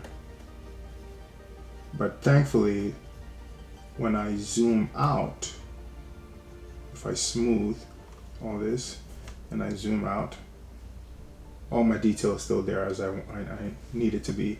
So I'm gonna pause the video, go through and smooth out all of it. All right, all of this. This just should not be here. I'll do each piece and just take it out. Should not be there. Thankfully, it's not taking away any of my detail. I would not have known how to get rid of this. It would have come through all the projections and really ruined everything. So yeah, these things happen sometimes. You got to be careful. Every once in a while, you got to inspect what you're doing to make sure you're not messing up.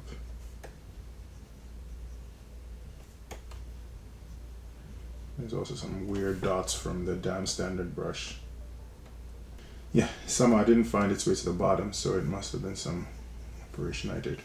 Alright, I'm gonna pause the video, come back when it's all done, and then we'll move on to the next step. That's weird that I'm even able to smooth with 100% and not lose any of my detail.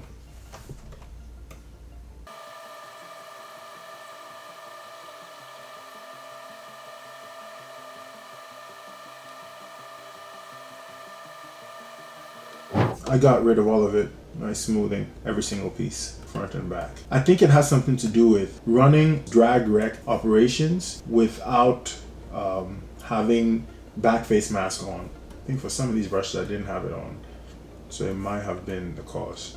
Or it might have been alpha 16. Looks like it might have some really weird. Next time I'll keep an eye out for when it happens, but it happened really early. That's why I'm thinking it's one of those two things. Alright, so to finalize these pieces, I'm going to add a final noise pass. I've already done it to this one. It's a really small scale noise and nice curve. It's a noise with a nice curve. So I'm going to go here to the next one. Add a layer. Go to surface noise. It's 0.01 and minus 0.11 with a nice arch in the curve. And there it is. It swells just a little bit, but that's fine. I'll fix whatever issues come with that. And if I don't like it, I can always turn it off.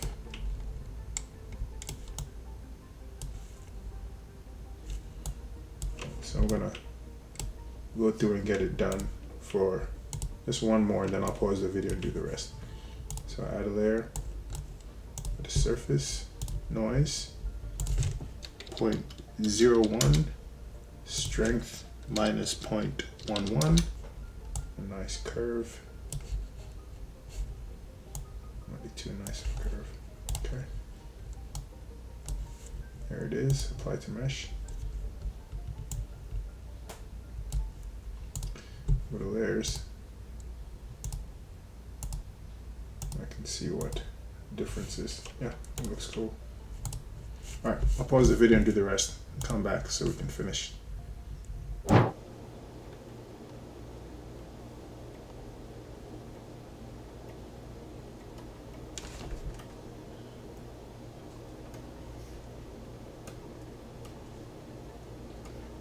is a lot.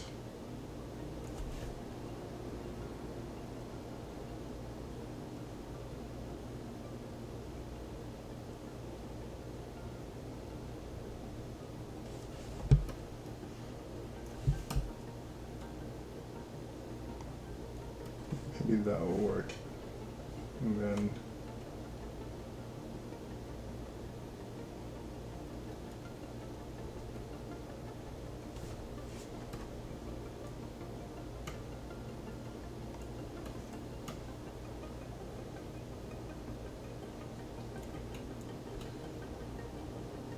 yeah, that's not too bad. You have to probably coat it a little.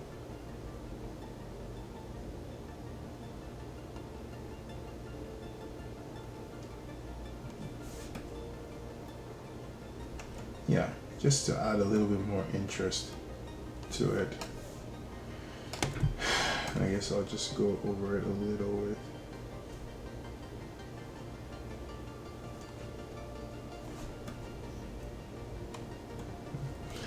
and then I'll try alpha 40 spray too.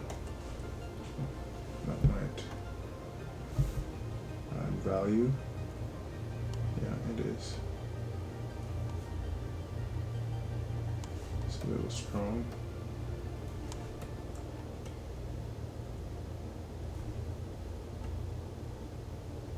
No. No, I think if it's gonna come in, it's gonna come in the way of manual sculpts like I was just doing.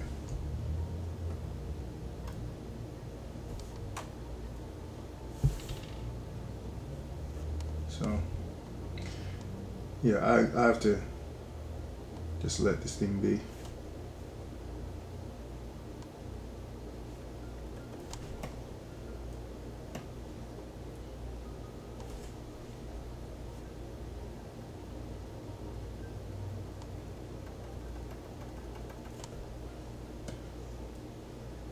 These like little buds just to make it just a little bit more interesting. Alright, I'll stop here. I think this is good.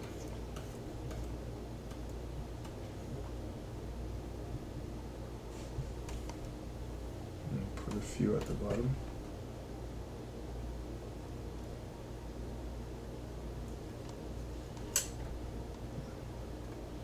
Just really interesting additions that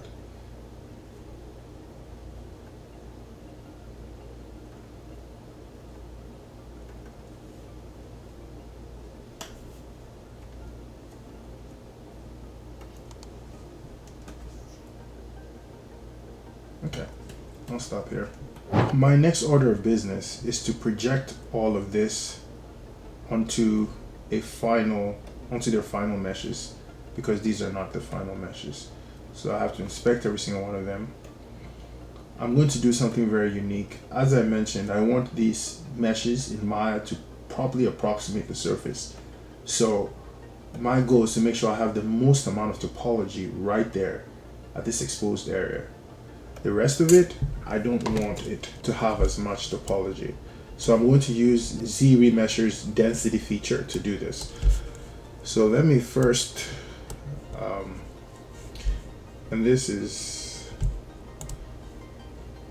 let me first try one out, and then also take a look at what the mesh looks like. Okay, so I'm going to start with the first one up top. I'm going to take it out of this group and hide everyone else. Care about here, everything here. So I'm going to just look at the polyframe, what I have. Look at turn off line. Yeah, this is very interesting information. Alright, so I'm going to duplicate it, and this is the one I want to resurface. So I'm going to go to geometry under Z-Remesher, and I'm going to resurface it, but first I need to go use polypaint. So by doing that, it allows me to paint density, and the way you use it is I will start with white, or a density of what would be 1. So 1 is white. So I will turn on polypaint RGB, and I will fill object, and then I want the exposed part to have 4 times as much density. So I'll come over here, and with Z add off, I have to, this thing has layers, so I have to bake all, come back to it, and I'll start painting this region. So this region that's in red is going to have 4 times as many polygons after the remesh than the whole thing, and that's pretty much what I want. It's this whole area, this whole exposed area.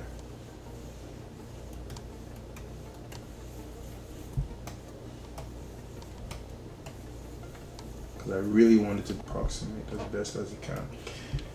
And to make sure that I have the correct exposure, I have the correct region, I'm going to turn everything on, and it looks like I missed that spot and all of this. I'm going to rotate, make sure I have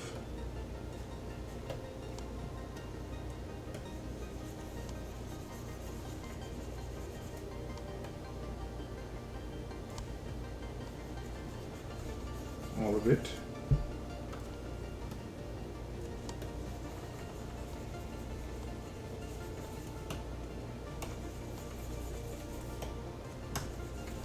Try to miss a spot.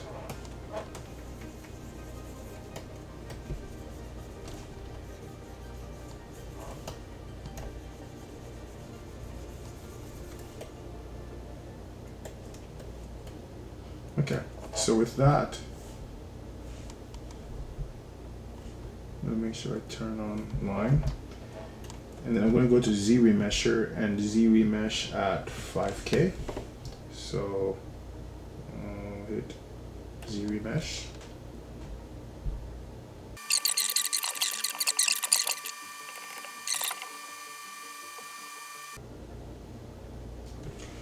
Okay. So yeah, that's pretty much what I was looking for. Super dense here and not so dense everywhere else. But that is 67,000 polygons. I'm going to keep this and see if I can. So this was 5K, was retopped to 5K, and it produced 67,000.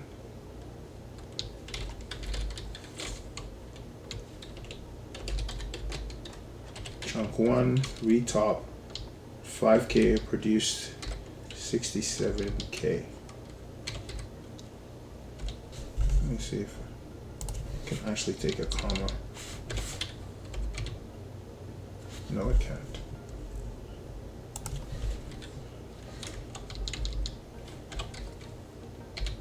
Okay, so I'm going to duplicate this and take the original and undo it, and this time I'm going to go with 1K, see what that gives. So Z remesh.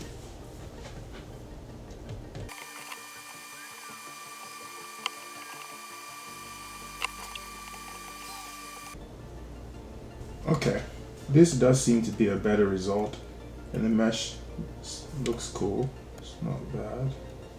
Has a few pulls, but that's could be repaired. Let me try. Nope. Yeah, that's a weird pull, but I don't care. It's in the back.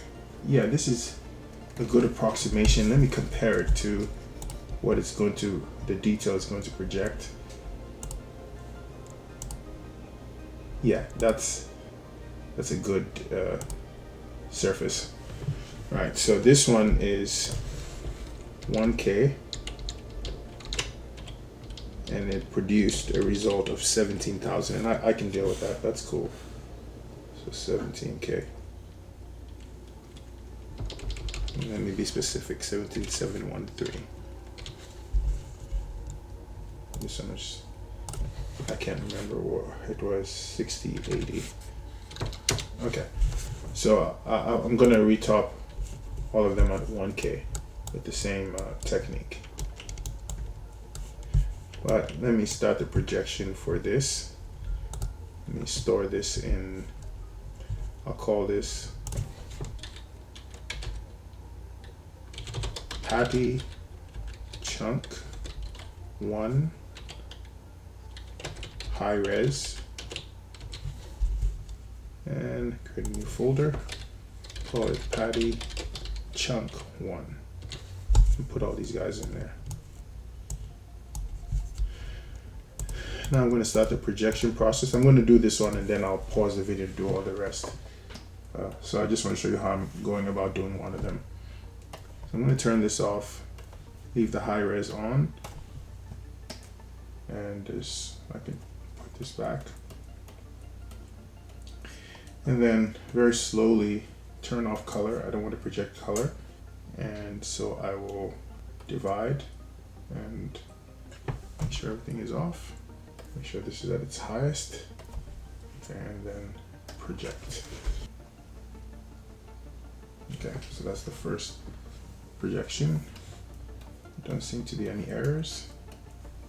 And ultimately, if I don't like this, I can come back and keep resurfacing until I get a result that works. So if this presents itself to be a problem, I'll come back and redo the stuff. So I'm going to divide one more time, project. Well, not one more time, a few times. I want it to be fairly high.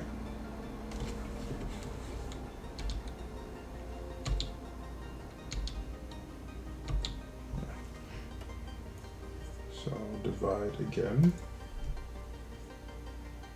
project.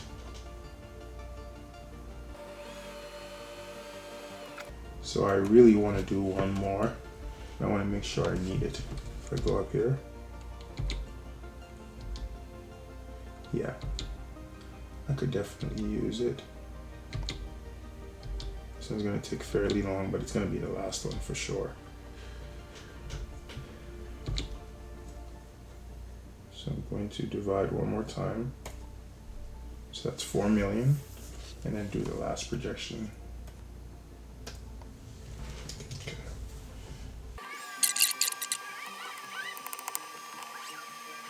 Okay, there it is.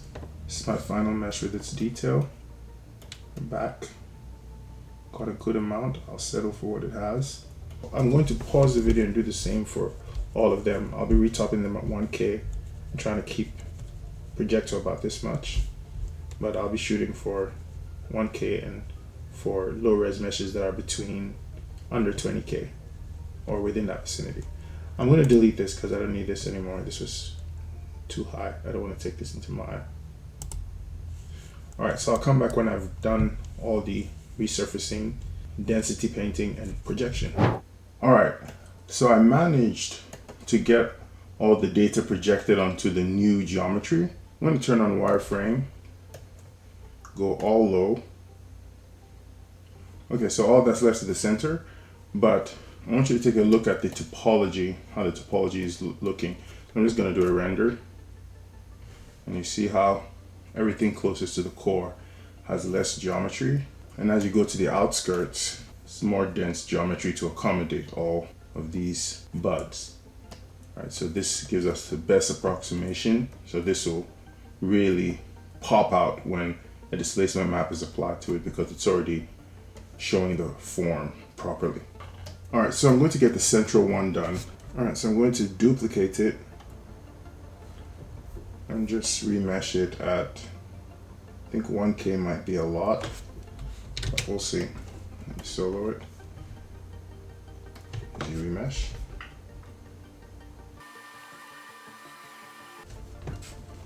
Okay, that's a good resurface. I'm going to tumble it to make sure there are no errors. Some of the geometry is really distorted on the original sculpt, so sometimes it has errors that I have to fix with the Z remodeler brush or go back, take it back into Maya and fix it. But this one seems pretty good, so I'm going to hide and start projecting. So I'll divide, project, inspect it to make sure there are no errors, divide again. This is a fairly simple projection. Divide, project, divide, project.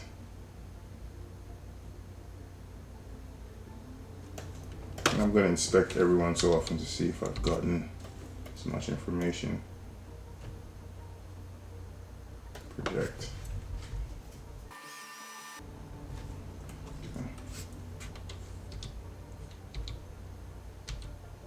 I'm just going to go one more. I'll put us at 8 million, and I think that should be fine. Project.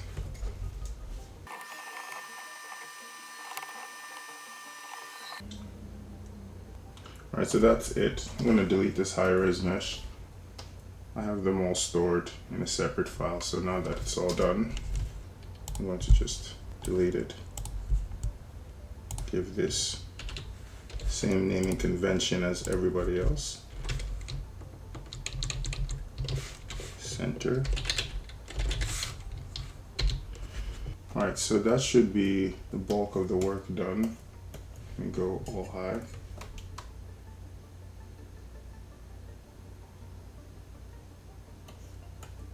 Detail here is just a little mismatched, so we could use some detail. I'm going to add a layer and just give it a little bit of alpha 8 spray mixed with some other stuff.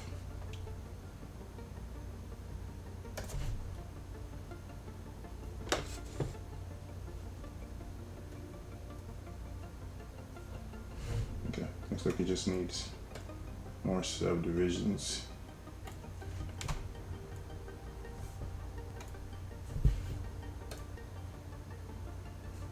Okay, that's a lot, but I think it will help.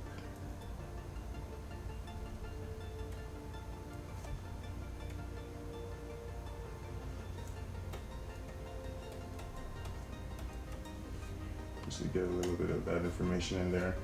Now I'm going to use some of this little alpha that I made, this mod, just to sprinkle in some larger scale information. Use yet another one.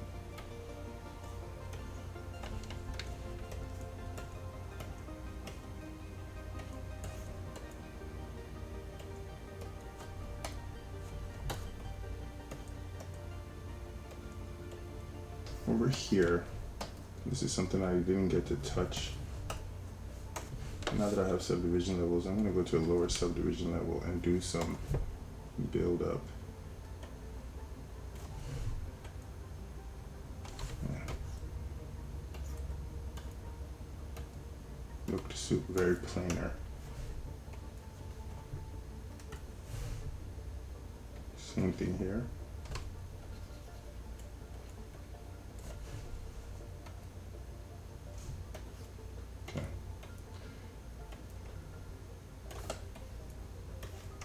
This could also use some of this spray to detail. Again, these are sides that I'm not really going to show, but I just want to unify it.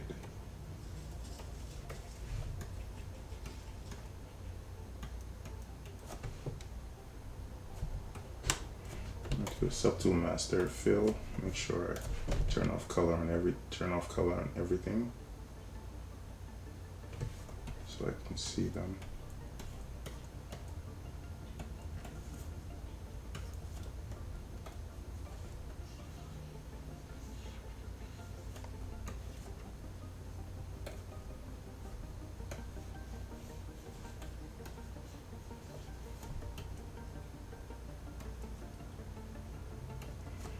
Alright, I think that's it. Now I'm going to move to the extraction of the burnt pieces of char. The reference here, there are all these like charred pieces of meat sitting on top. So I'm going to mask and extract, and that should be all the work I'm going to do on this for now. When we get to the fluid extraction stage, then that'll also add to the visual. So let me get away with that. I'm going to go back to, now I'm going to have to turn these back on, the color on all of these, because I want to drown out all the rest of the detail so I can pay attention to just this. Alright, so here I'm going to do it very simply, one by one. Just extract one by one. So I'm going to grab this, start with the first, go solo.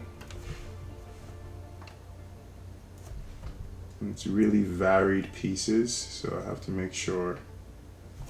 Alright, I'm going to turn off dynamic so I can go with the smallest brush size.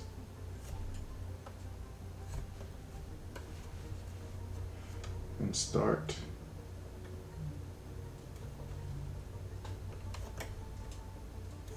Actually, I'm also going to turn off focal shift. I'm going to set the focal shift to nothing. I don't want any blending. I want these really harsh shapes.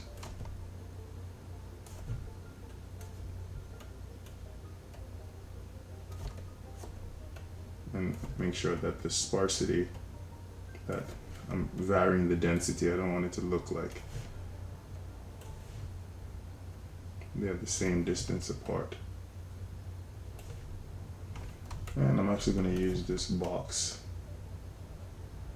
alpha so I can get more like sharp shapes, because it's not a lot of crescent shapes.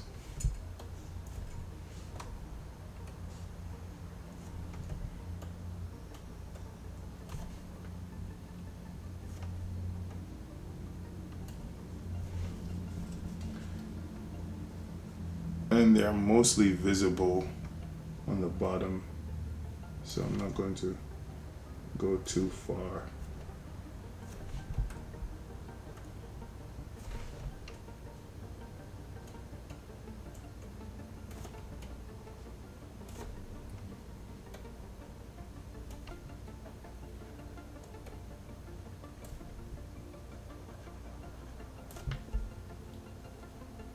Alright, I think it should be enough, but I have to keep reminding myself some of them have to be really large. One small, medium, large. Very varied. And I might push them again with a noise function. Yeah, I think that's enough. Okay. So I'm going to go extract at 0.001. I'll keep them fairly thick. So I'll go extract, accept. And they're pretty dense. Well, actually that was too much of an extraction. I'm gonna delete that. And do it again at 0.0003. Extract. That's better. Accept. And the first thing I'm going to do is remesh them because this is just, they're too dense. So at 1K, I'll Z-remesh.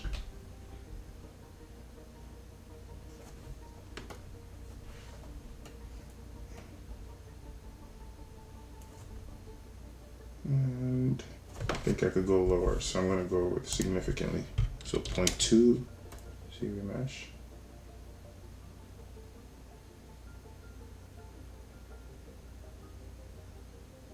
Okay, that's better.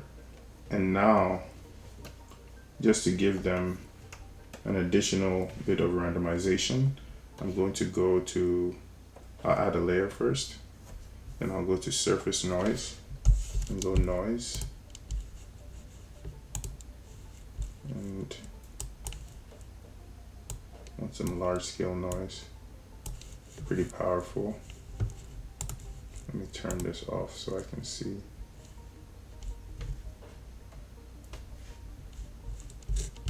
What is happening.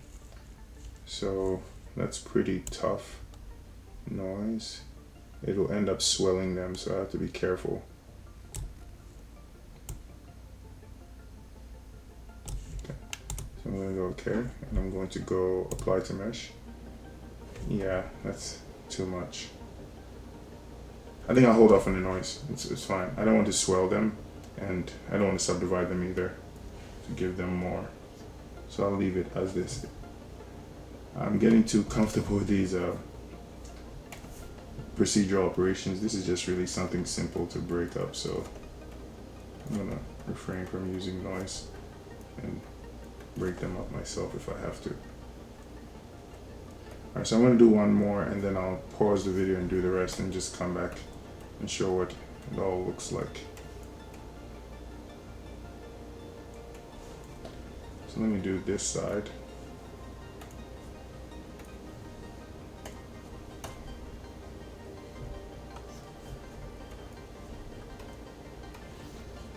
And I don't mind their faceting. If I take it into mind it's an issue, I'll just soften the normals, but I think it's fine. These will get nothing. They will get no displacement. They'll just have the normal soften, and even the UV will be automatic, and then I'll see what material best works with it. Alright, so I'm going to go back to my mask. And I think this is not so good color to use.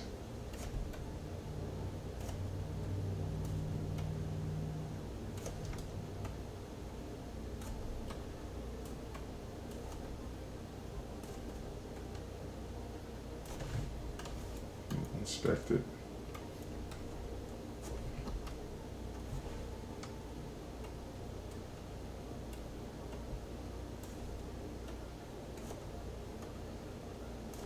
You can definitely use an alpha for something like this too, to scatter the information.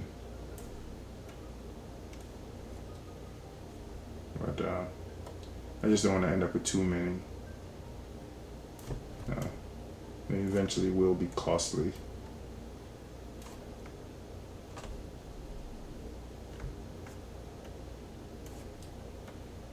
And you can also use Nanomesh, but I think I've done enough Nanomesh today.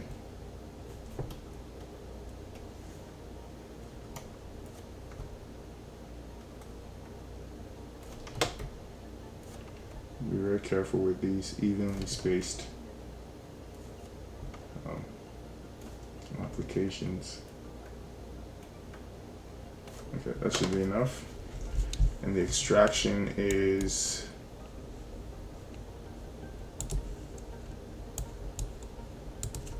.0002.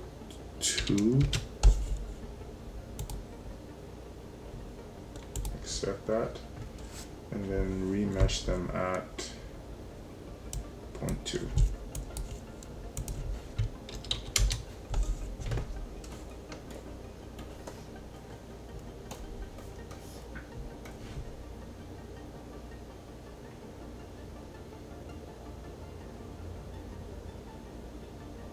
Okay, and then bang them up a little bit because you're feeling really similar.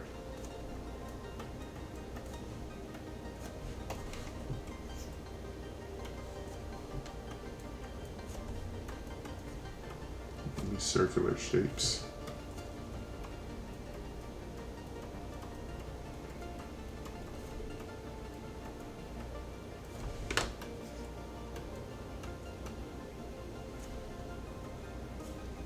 Yeah, if you don't watch something like this, it can end up becoming very costly. So it's good I didn't use a brush.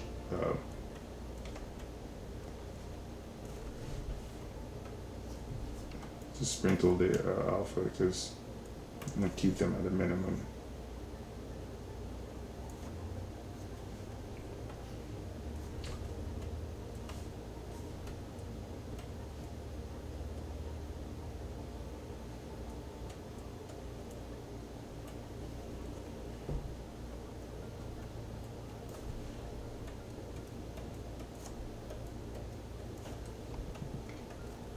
Small ones are not as evident, so I'm going to make a lot more of them smaller.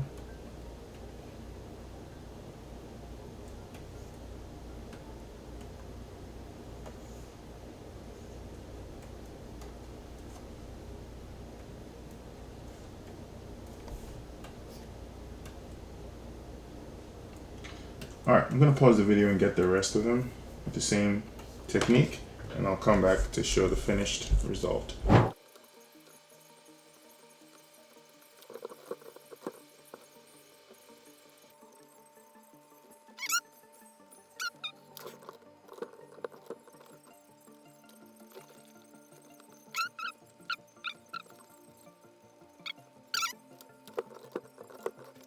Alright, so it's done.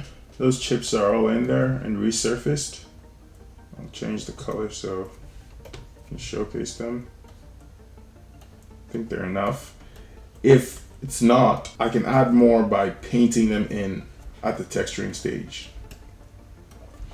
But before I close out this lesson, I want to do one additional thing that I think might be necessary, but I'm not entirely confident that that detail is needed. So I'm going to put it on a layer, and I'm going to zoom in. Start with my first chunk. I'm going to go to layers, add a layer. And I have this alpha brush that I created. Like I said, I created it from alpha 40. It's just pretty much went in Photoshop and drew some chunks of information, and it allows me to scatter very sparsely, but I think it's going to really work. And I'll put it on a layer so I can just delete it if it's not doing what it's supposed to do. That's not enough. Yeah. It's this really small, granular detail.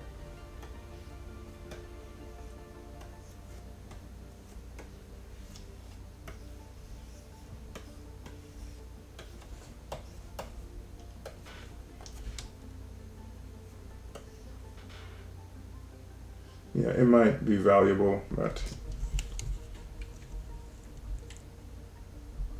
I'll call it sparse spray.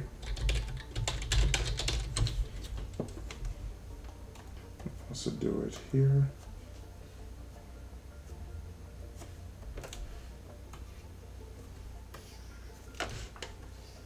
I'll vary the brush size so that I can get different effects. Just some, I guess you would classify as tertiary detail, or quaternary. I did say that when we get really close to this thing, I want there to be cool information, and this is definitely one of those things. There's another thing I also wanted to do, but I'll do it right after all this is done. So I'm going to go through.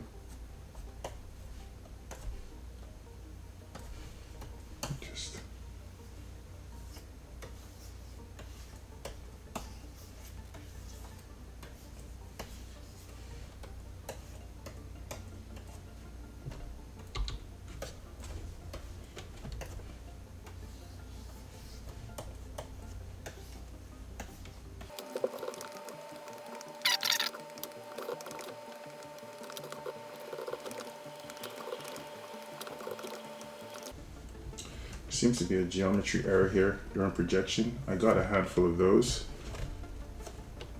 I'm going to projection fix, I'll call it, and just and then repair it. I dealt with a lot of this because the mesh is not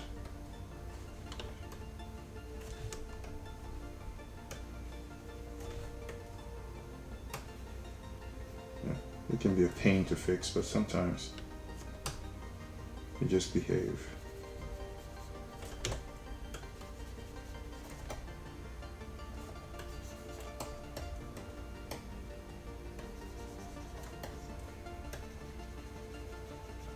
And sometimes a trim dynamic brush will just fix it immediately.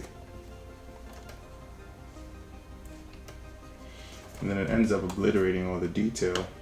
You have to go back in there and put it in. So do some.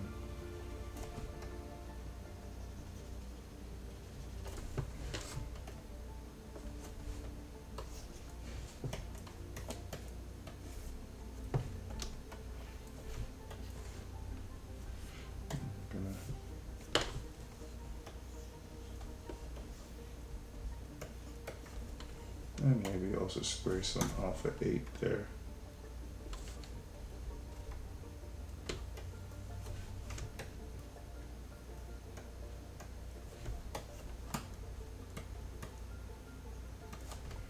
Okay, let me go back to this.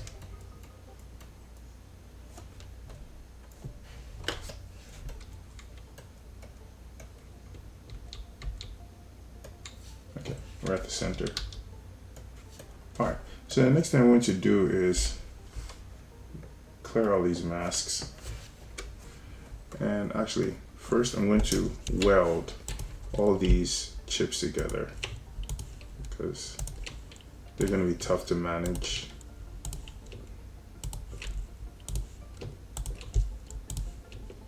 I do want to see how much they contribute to the polygon count because they're going to be used as is. So I'm going to merge them all down.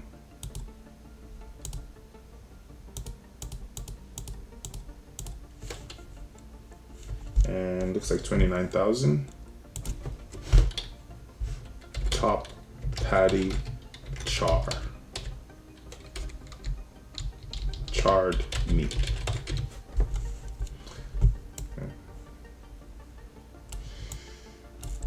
Looks like might have left a few of them out.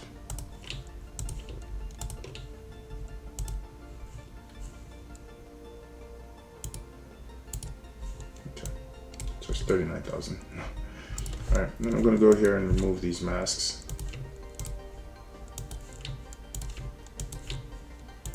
And I'm going to run a contrast on everything. I don't trust this projection process. Well, I trust it. I just feel like it has muted a little bit of the detail. but I want to make sure that that's in fact what's happened. Well, that's fine, but I still feel like I want to run that operation. So I'm going to go here, go to layers, add a layer, and name it contrast. I'm going to go down to deformation and run a contrast of about 100, not 1,000, 100.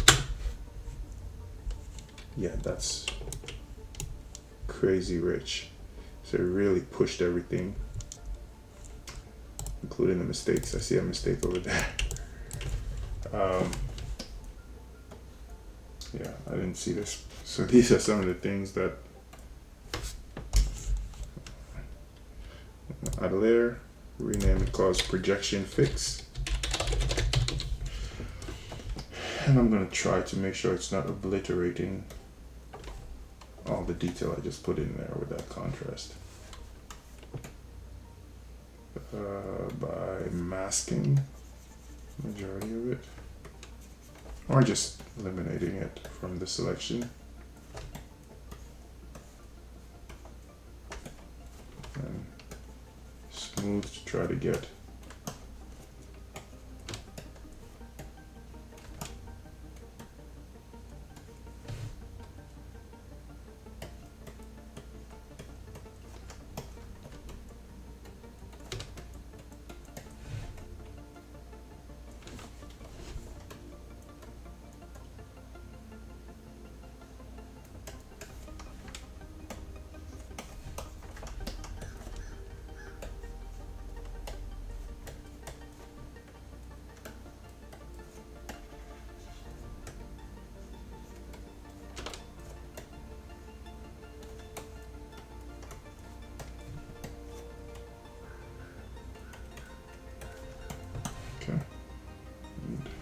one more.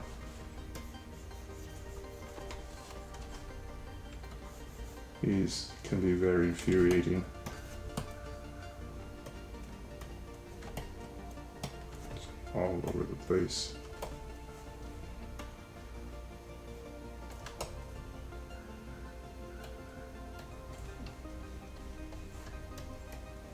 What I should have done was store a morph target before I started this.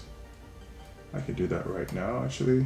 I'm going to store a morph. I'm going to morph target. Can't do that with subdivision levels. No, I can't. Okay. Just have to show the whole thing. Just store morph, and then that way I can bring all this detail that I'm about to almost obliterate out back.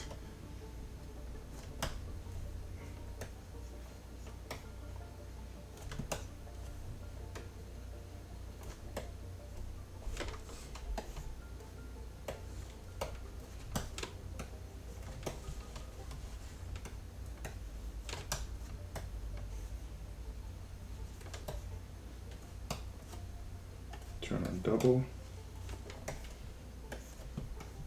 Yeah, really push these meshes to this really uncomfortable level. So yeah, responded with some of these errors.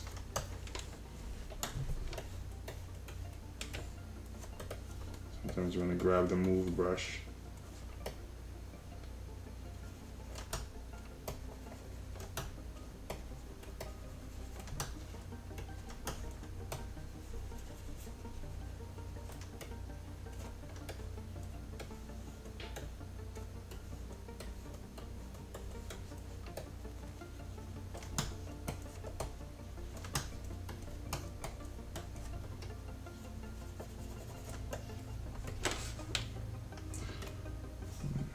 See if there's more to it than just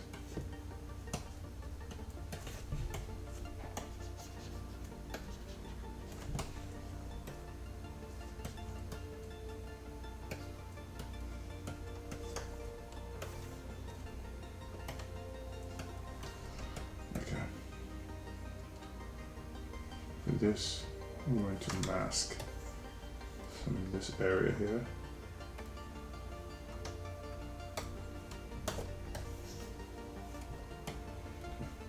protect it as best as I can.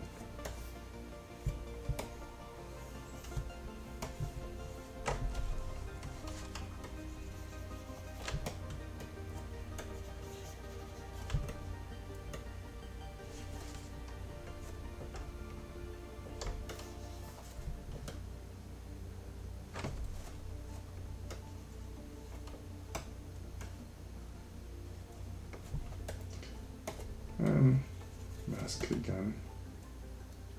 Okay, it's not gonna work. Mask this back area so I can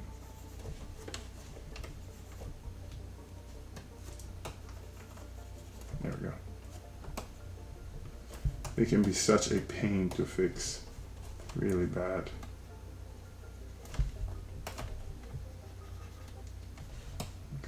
So what I'm going to do now is see what I can get back. Definitely not everything, but the stuff around it that got mutilated can definitely come back.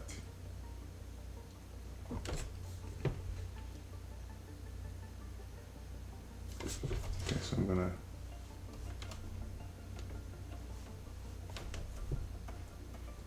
no, not that.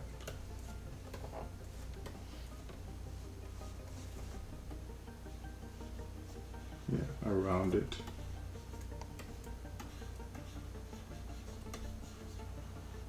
No, not that.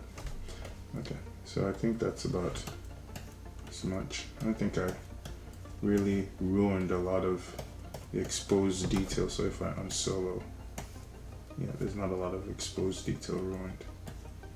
Okay, so that's that fix. All right, so I'll do the same here.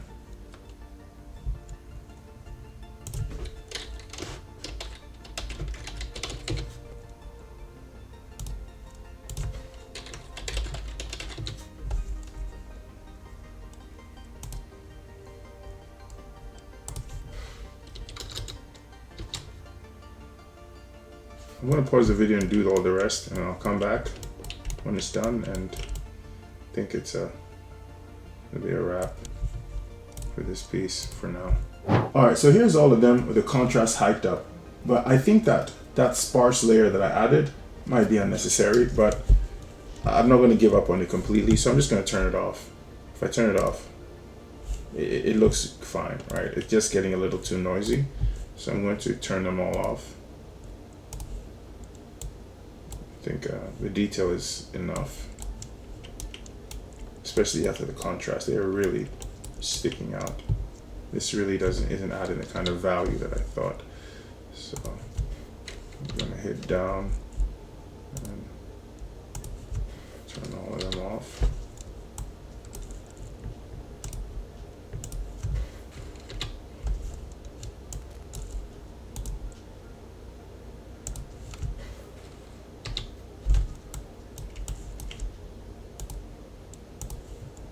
And eventually all these layers will just be baked. I just want to make sure my eye looks at this thing for a while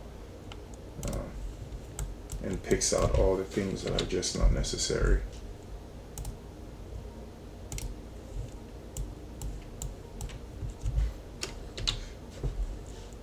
Yeah, so that is going to be it for this.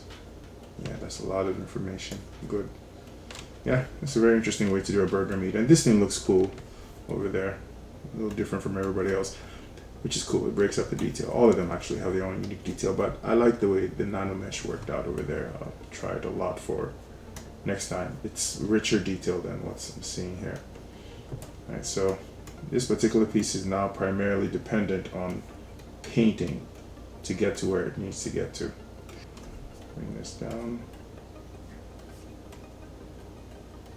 Inspect this thing. Take a look at it with some different materials.